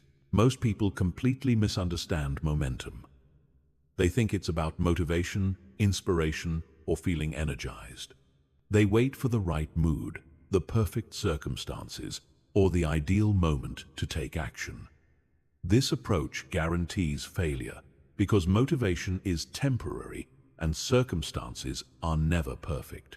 Real momentum is built on systems, habits, and psychological frameworks that function independently of how you feel or what's happening around you. The foundation of momentum mastery is understanding the psychology of consistency. Your brain is a pattern recognition machine that's constantly looking for evidence about who you are and what you're capable of. Every action you take is either reinforcing positive patterns or negative patterns. Every choice you make is either building momentum or destroying it. When you consistently take positive actions, your brain begins to see you as someone who follows through, who keeps commitments, who achieves goals. This creates a positive identity that makes future positive actions easier and more automatic. Your brain starts expecting success because success becomes your normal pattern. Conversely, when you consistently break commitments to yourself, procrastinate, or give up when things get difficult, your brain sees you as unreliable and incapable. This creates a negative identity that makes future positive actions harder and less likely. Your brain starts expecting failure because failure becomes your normal pattern. The key insight is that momentum is built through small, consistent actions rather than occasional large efforts. Most people try to build momentum through dramatic gestures, starting intense workout routines, launching ambitious projects, or making radical life changes. These approaches usually fail because they're unsustainable, and they set you up for dramatic failures that damage your confidence. Real momentum builds through what researchers call marginal gains. These are small improvements and consistent actions that compound over time to create extraordinary results. You don't need to make dramatic changes. You need to make small, sustainable changes that you can maintain consistently over months and years. For example, instead of committing to work out for 2 hours every day, you commit to exercising for 20 minutes every day. Instead of trying to read 50 pages per day, you commit to reading 10 pages per day. Instead of attempting to completely transform your diet overnight, you make one small improvement each week. These small commitments feel easy to maintain, which means you're likely to keep them consistently. Each time you keep a commitment to yourself, you build evidence that you're someone who follows through. This evidence creates confidence and makes future commitments easier to maintain. The compounding effect of these small actions is extraordinary. Reading 10 pages per day equals 3,650 pages per year, which is roughly 12 minus 15 books. Exercising 20 minutes per day equals over 120 hours of exercise per year. Making one small dietary improvement per week equals 52 improvements over the course of a year. But the real power of this approach is psychological. Each small success builds confidence and momentum. You begin to see yourself as someone who achieves goals. You develop trust in your ability to follow through on commitments. You build what psychologists call self-efficacy. Confidence in your ability to execute plans and achieve desired outcomes. The second principle of momentum mastery is creating what systems theorists call positive feedback loops. These are self-reinforcing cycles where positive actions create positive results, which motivate more positive actions, which create even better results. Once you establish positive feedback loops, momentum becomes self-sustaining. For example, if you commit to learning something new every day, you become more knowledgeable, which makes you more confident, which makes you more willing to take on challenges, which creates more learning opportunities, which makes you even more knowledgeable. The cycle feeds on itself and accelerates over time. Building positive feedback loops requires identifying activities that create multiple benefits simultaneously. Exercise improves physical health, mental clarity, emotional resilience, and self-confidence. Reading improves knowledge, thinking skills, vocabulary, and perspective. Networking improves relationships, opportunities, influence, and social skills. When you focus on activities that create multiple benefits, you get exponential returns on your time and energy investment. Each action you take improves multiple areas of your life simultaneously, which creates rapid progress and strong momentum. The third principle is developing what military strategists call operational momentum. This is the ability to maintain forward progress even when individual battles are lost or specific tactics fail. Instead of being derailed by setbacks, you adapt quickly and continue moving toward your objectives. Operational momentum requires separating your identity from specific outcomes. You're not trying to be perfect or to succeed at everything. You're trying to maintain consistent forward progress over time. Some days will be better than others. Some strategies will work better than others. Some projects will succeed, while others fail. None of this matters as long as your overall trajectory remains positive. This perspective allows you to be resilient in the face of temporary setbacks. When something doesn't work out, you extract whatever lessons you can, adjust your approach, and keep moving forward. You don't waste time and energy dwelling on failures or questioning your overall direction. You maintain focus on the next action you can take to move closer to your goals. The fourth principle is energy management, rather than time management. Most people try to build momentum by managing their time more efficiently. They create detailed schedules, use productivity apps, and try to squeeze more activities into each day. This approach often backfires because it focuses on quantity rather than quality of effort. Momentum mastery requires understanding that energy, not time, is your most valuable resource. You have different types of energy: physical, mental, emotional, and creative. Each type follows predictable patterns and can be optimized through specific strategies. Physical energy comes from sleep, nutrition, exercise, and stress management. Mental energy comes from focused work, learning, and intellectual challenges. Emotional energy comes from positive relationships, meaningful activities, and alignment with your values.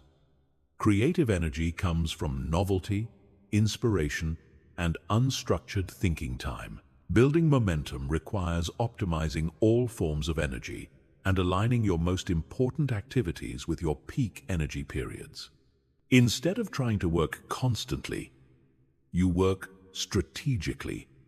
When you have the right type of energy for specific tasks. The fifth principle is creating environmental momentum. Your environment has enormous influence on your behavior and energy levels. When your environment supports positive actions, momentum builds naturally. When your environment creates friction or promotes negative behaviors, momentum becomes extremely difficult to maintain. Environmental momentum involves designing your physical and social environments to make positive behaviors easier and negative behaviors harder. This might mean organizing your workspace to minimize distractions, surrounding yourself with people who support your goals, or removing temptations that undermine your progress. You also need to create what behavioral economists call choice architecture. This involves structuring your decisions so that positive choices become the default option. Instead of relying on willpower to make good choices, you make good choices automatic through smart environmental design. The final principle is celebrating progress rather than just achievement. Most people only acknowledge success when they reach major milestones or final goals. This approach undermines momentum because it provides very little positive reinforcement for the daily actions that create long-term success. Momentum mastery requires celebrating small wins and recognizing progress at every level. Each time you keep a commitment to yourself, you acknowledge it. Each time you take a positive action, you appreciate it. Each time you make progress toward a goal, you celebrate it. This celebration doesn't need to be elaborate or time-consuming. It can be as simple as acknowledging to yourself that you did what you said you would do. The key is creating positive emotional associations with the behaviors that build momentum. When you feel good about taking positive actions, you become more likely to repeat those actions in the future. Chapter 13. The Confidence Hierarchy. Understanding and climbing the social ladder. Every social environment has an invisible hierarchy that determines who has influence, who gets respected, and who gets followed. Most people are completely unaware of these hierarchies, which means they accidentally position themselves at lower levels and wonder why they don't get the respect or opportunities they think they deserve. Dangerous confidence requires understanding exactly how social hierarchies work and positioning yourself strategically to maximize your influence and effectiveness. Social hierarchies are not about titles, money, or formal authority. Although these factors can play a role, real social hierarchies are based on perceived value, competence, and confidence. The people at the top of any hierarchy are there because others perceive them as valuable, capable, and deserving of respect. Understanding what creates these perceptions allows you to position yourself strategically. The foundation of any social hierarchy is competence. People naturally defer to those who demonstrate genuine expertise and capability in relevant areas. This competence must be real and demonstrable, not just claimed or assumed. Others can sense the difference between genuine competence and fake confidence very quickly. Building competence requires focused development of skills and knowledge that matter in your specific context. If you're in a business environment, this might mean developing expertise in strategy, leadership, communication, or technical skills. If you're in a social environment, this might mean developing emotional intelligence, conversation skills, or cultural knowledge. The key is developing competence that others can observe and verify. You need to demonstrate your capabilities through your actions, decisions, and results, rather than just talking about them. People judge competence based on what they see you do, not what they hear you say. However, competence alone is not enough to achieve high status in social hierarchies. Many highly competent people remain at lower levels because they fail to communicate their competence effectively, or because they lack other essential qualities that create influence and respect. The second level of the hierarchy is confidence. This is not arrogance or self-promotion, but genuine inner certainty about your abilities and value. Confident people are comfortable taking responsibility, making decisions, and standing behind their choices. They don't need constant validation or approval from others.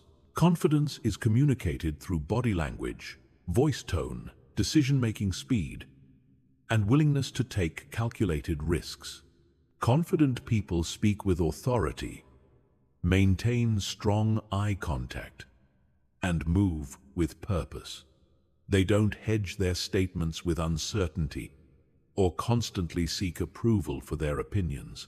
Building authentic confidence requires the competence foundation we discussed, combined with experience successfully handling challenges and pressure.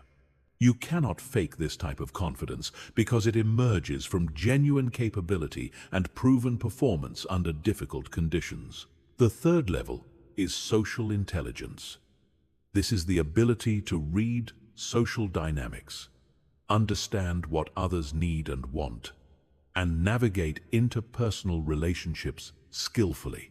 Socially intelligent people understand unspoken rules, pick up on subtle cues, and know how to make others feel valued and understood.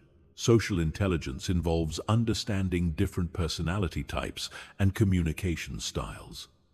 You learn to adapt your approach based on who you're dealing with and what the situation requires.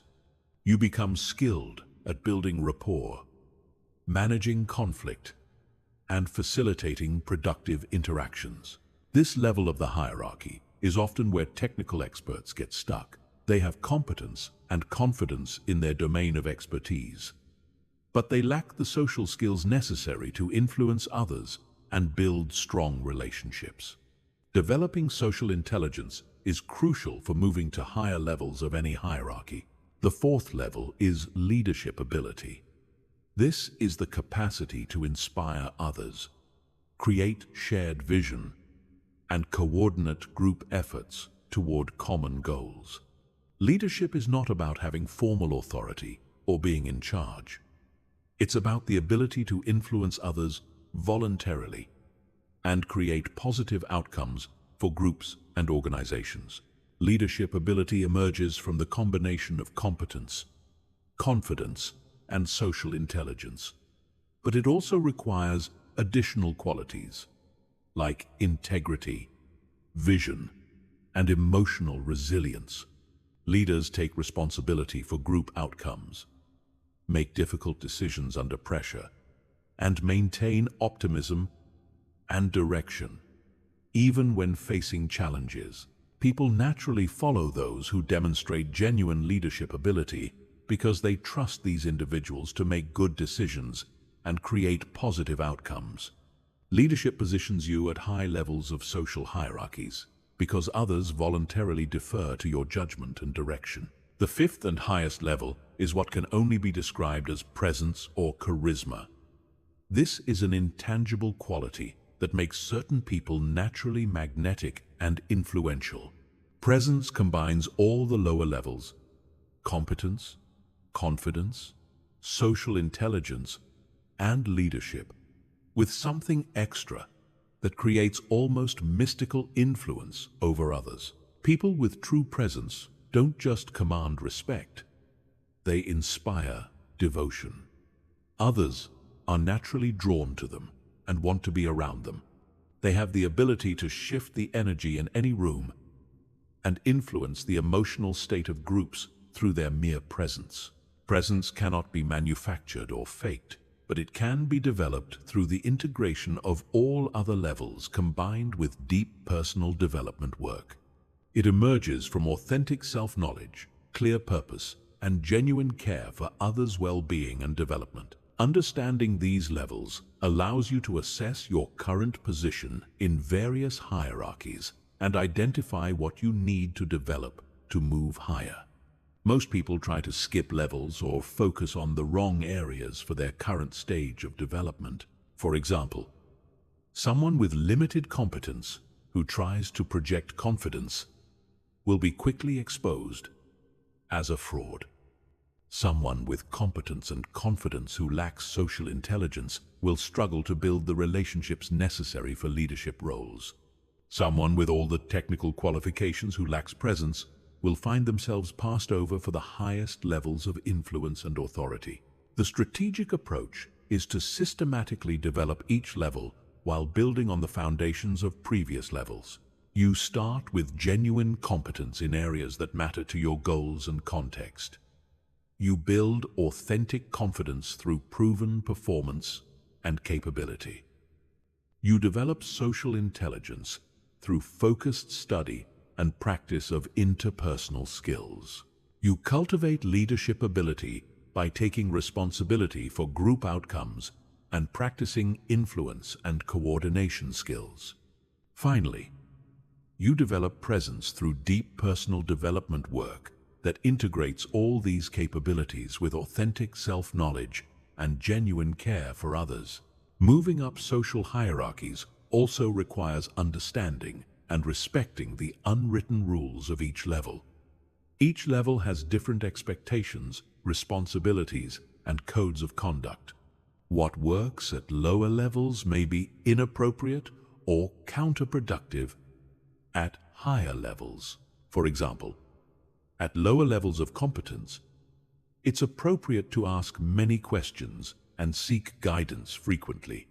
At higher levels of competence, you're expected to provide guidance and answers rather than constantly seeking them. At lower levels of confidence, it's acceptable to be uncertain and tentative. At higher levels, others expect decisiveness and clear direction. Understanding these transitions allows you to adjust your behavior appropriately as you move to higher levels. You gradually take on more responsibility, provide more leadership, and become a source of stability and direction for others, rather than someone who needs guidance and support. The ultimate goal is not just to climb hierarchies for personal benefit, but to use your position to create positive outcomes for others and contribute meaningfully to the groups and organizations you're part of.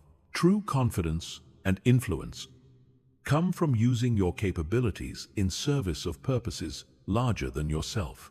Chapter 14. Fear. Alchemy. Transforming terror into unstoppable power. Fear is not your enemy. Fear is raw energy that can either paralyze you or propel you to extraordinary performance. The difference between people who achieve dangerous confidence and those who remain trapped in insecurity is not the absence of fear, but the ability to transform fear into fuel for exceptional performance. This transformation process, which I call fear alchemy, is perhaps the most powerful skill you can develop for building unshakable confidence.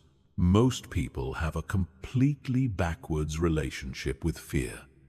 They try to eliminate it, avoid it, or pretend it doesn't exist.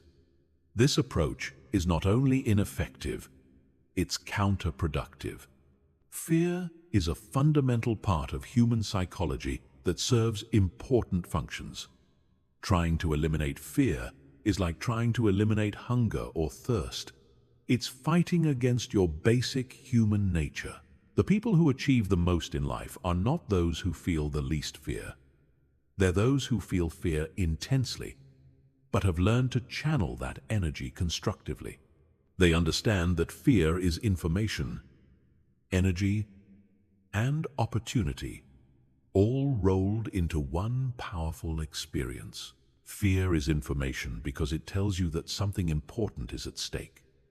When you feel fear, it means you're approaching something that matters to you. If nothing mattered, you would never feel afraid. Fear is your psychological system recognizing that you're in a situation where the outcome could significantly impact your life, goals, or well-being. This information is valuable because it helps you identify what's truly important to you.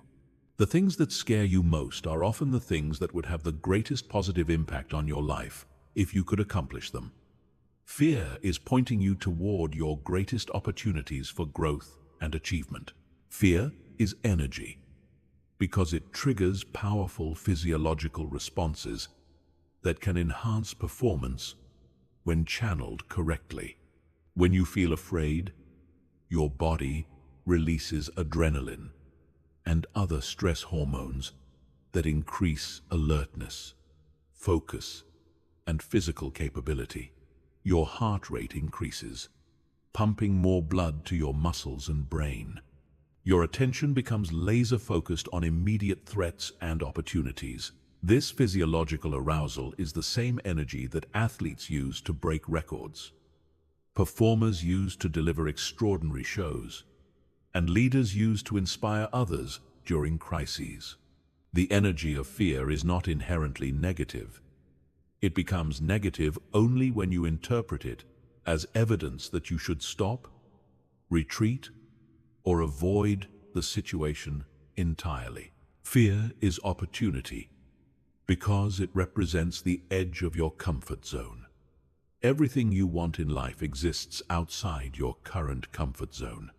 If you could achieve it from within your comfort zone, you would already have it. Fear is the signal that you're approaching the boundary between who you are now and who you could become. This means that fear is actually a compass pointing toward your greatest potential.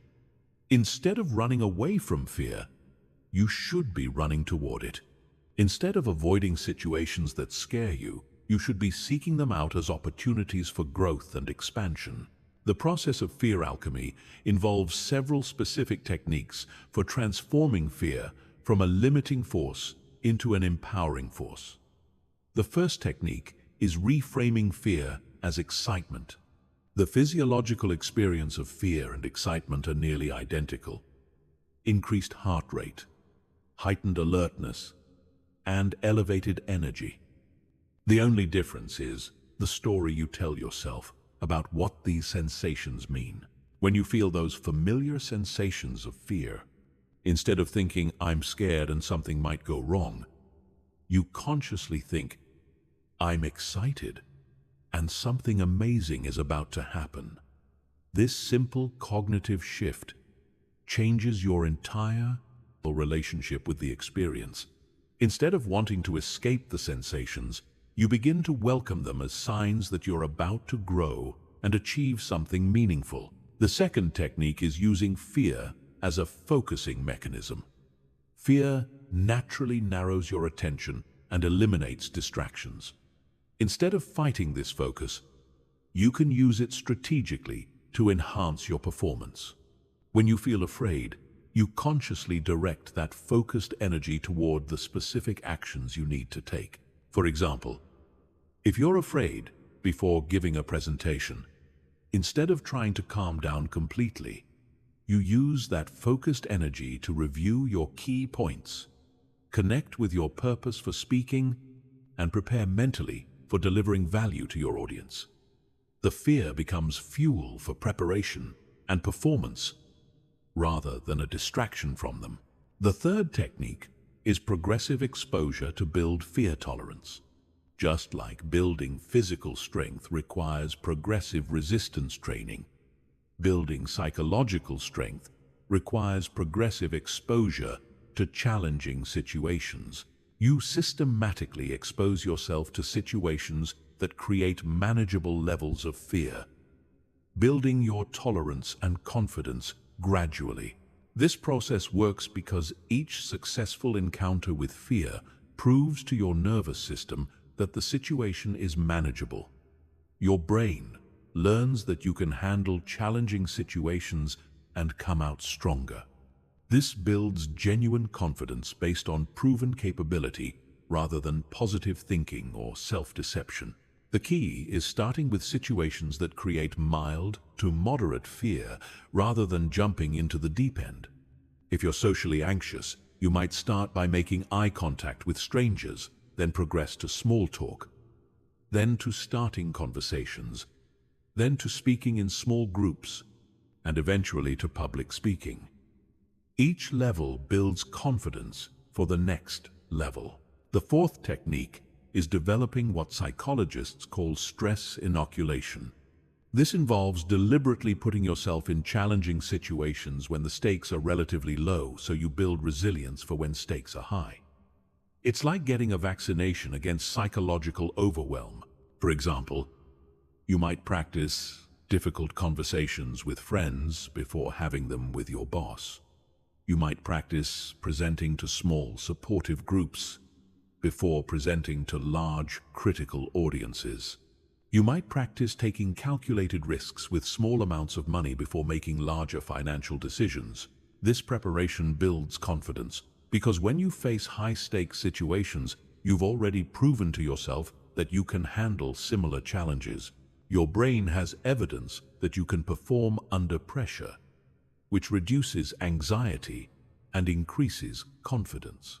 The fifth technique is using fear as motivation for preparation. When you feel afraid of an upcoming challenge, instead of letting that fear paralyze you, you use it as energy for thorough preparation. Fear becomes your signal to start preparing more intensively. This preparation is not just about learning information or practicing skills. It's about mentally rehearsing success, visualizing positive outcomes, and building confidence through imaginary experience. Athletes use this technique extensively, mentally practicing their performance over and over until success feels familiar and automatic. The sixth technique is developing what military personnel call controlled aggression.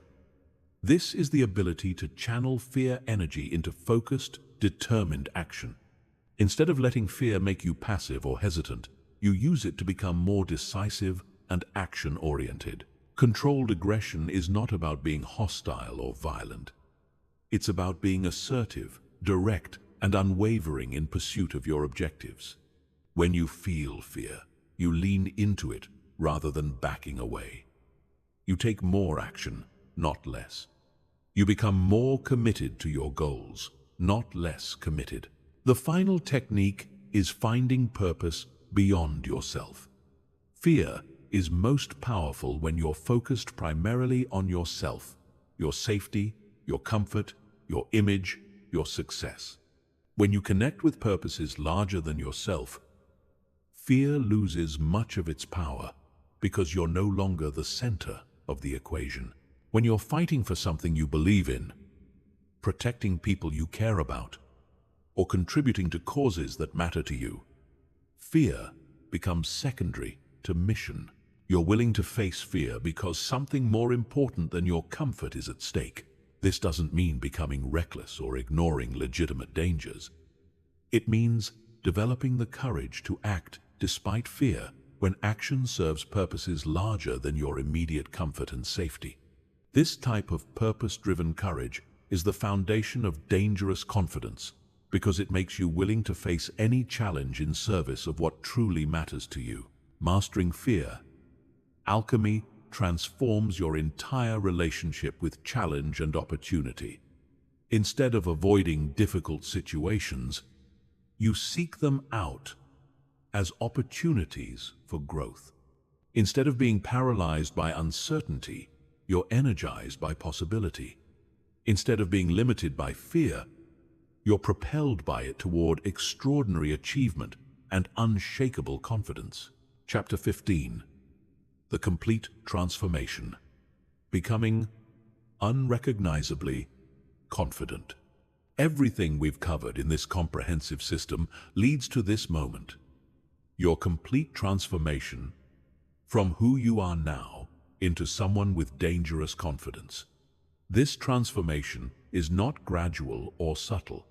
When you fully implement these principles and techniques, you will become unrecognizably different from your previous self. People who knew you before will struggle to believe the change.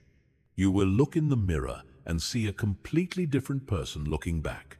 This transformation happens on multiple levels simultaneously: psychological, behavioral, social, and even physical. Your thought patterns change. Your decision-making process changes. Your relationships change. Your career trajectory changes. Your entire life reorganizes around your new level of confidence and capability. The psychological transformation is the deepest and most fundamental. Your internal dialogue shifts from self-doubt to self-assurance. Instead of constantly questioning whether you're good enough, smart enough, or capable enough, you develop unshakable inner certainty about your ability to handle whatever life presents. This doesn't mean believing you can do anything, but knowing you can figure out anything. Your relationship with failure changes completely. Instead of seeing failure as evidence of your inadequacy, you see it as valuable feedback and learning opportunity. You become anti-fragile, actually growing stronger through adversity rather than being diminished by it. Setbacks become set up for comebacks because you know how to extract value from every experience. Your relationship with other people's opinions changes dramatically. You shift from needing approval to appreciating it when it comes, but not depending on it for your self-worth. You become genuinely indifferent to criticism from people whose opinions don't matter, while remaining open to feedback from credible sources who can help you improve. The behavioral transformation is equally dramatic.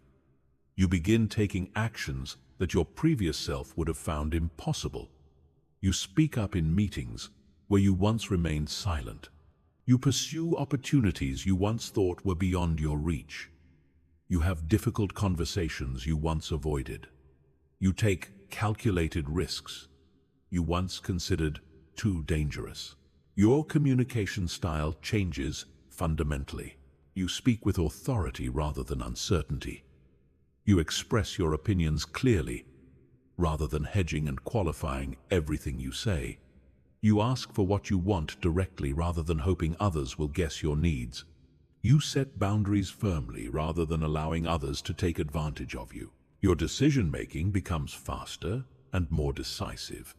Instead of endlessly analyzing options and seeking input from others, you gather necessary information quickly, make decisions confidently, and adjust course as needed based on results.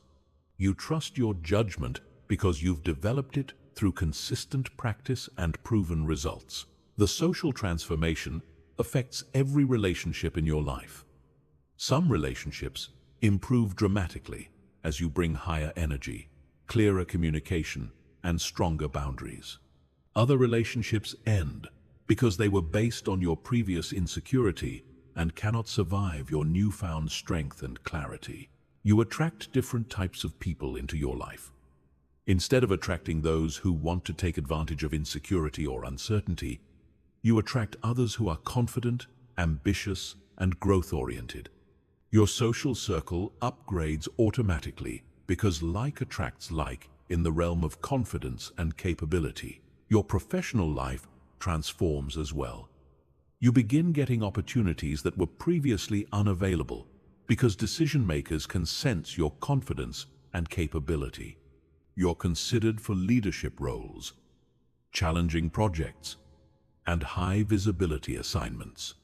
Your income increases because confident, capable people are more valuable in virtually every field. The physical transformation might surprise you, but it's very real. Confidence changes how you carry yourself, how you move through space, and even how others perceive your physical appearance. You stand taller, move with more purpose, and project an energy that others find attractive and compelling. Your health often improves because confidence reduces stress, which is a major factor in many health problems. You sleep better because you're not lying awake worrying about problems you feel incapable of solving. You have more energy because you're not constantly fighting internal battles of self-doubt and insecurity. But transformation is not just about personal benefits. Dangerous confidence makes you more capable of contributing meaningfully to others and to causes larger than yourself. You become someone others can depend on, look up to, and learn from. You develop the strength to help others rather than constantly needing help yourself.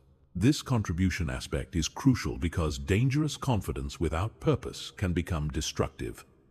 True confidence is always paired with responsibility. As your capability increases, so does your obligation to use that capability in service of positive outcomes for yourself and others. The maintenance of dangerous confidence requires understanding that transformation is not a destination, but an ongoing process. You don't reach a point where the work is done and you can coast on your achievements. Confidence requires constant cultivation through continued challenge, growth, and contribution. You must continue seeking situations that stretch your capabilities and force you to grow. You must continue learning new skills, taking on new challenges, and expanding your comfort zone. The moment you become complacent is the moment you begin losing the confidence you've worked so hard to build. You must also continue contributing to others and to purposes larger than yourself. Confidence that serves only selfish purposes eventually becomes hollow and meaningless. True fulfillment comes from using your capabilities to create positive impact in the world around you. The ongoing maintenance also requires protecting your confidence from influences that could undermine it. This means being selective about the people you spend time with, the media you consume, and the environments you frequent. You must guard your mental space as carefully as you would guard your physical health. It means saying no to opportunities, relationships, and commitments that drain your energy or conflict with your values. It means maintaining the habits, practices, and disciplines that built your confidence in the first place. It means never taking your confidence for granted or assuming it will maintain itself without conscious effort. The ultimate goal of dangerous confidence is not just personal success or satisfaction, although these are natural byproducts. The ultimate goal is becoming the type of person who makes the world better through their presence, contributions, and example. You become someone who inspires others to develop their own confidence and capabilities. You become a force for positive change in every environment you enter, not through preaching or trying to fix others, but through embodying the qualities you want to see in the world. You demonstrate that it's possible to be confident without being arrogant, strong without being cruel, and successful without sacrificing integrity. This is what dangerous confidence really means. It's not about intimidating others or dominating situations. It's about being so secure in yourself, so clear about your values, and so committed to positive outcomes that nothing can shake your core sense of purpose and direction. You become genuinely dangerous to mediocrity, excuses, and limitations, while being a source of inspiration and possibility for everyone around you. Your transformation is complete when confidence becomes so natural that you're no longer conscious of it. You're not thinking about being confident because confidence has become your default state. You're not trying to project confidence because confidence radiates from you automatically. You're not working on confidence because confidence has become simply who you are.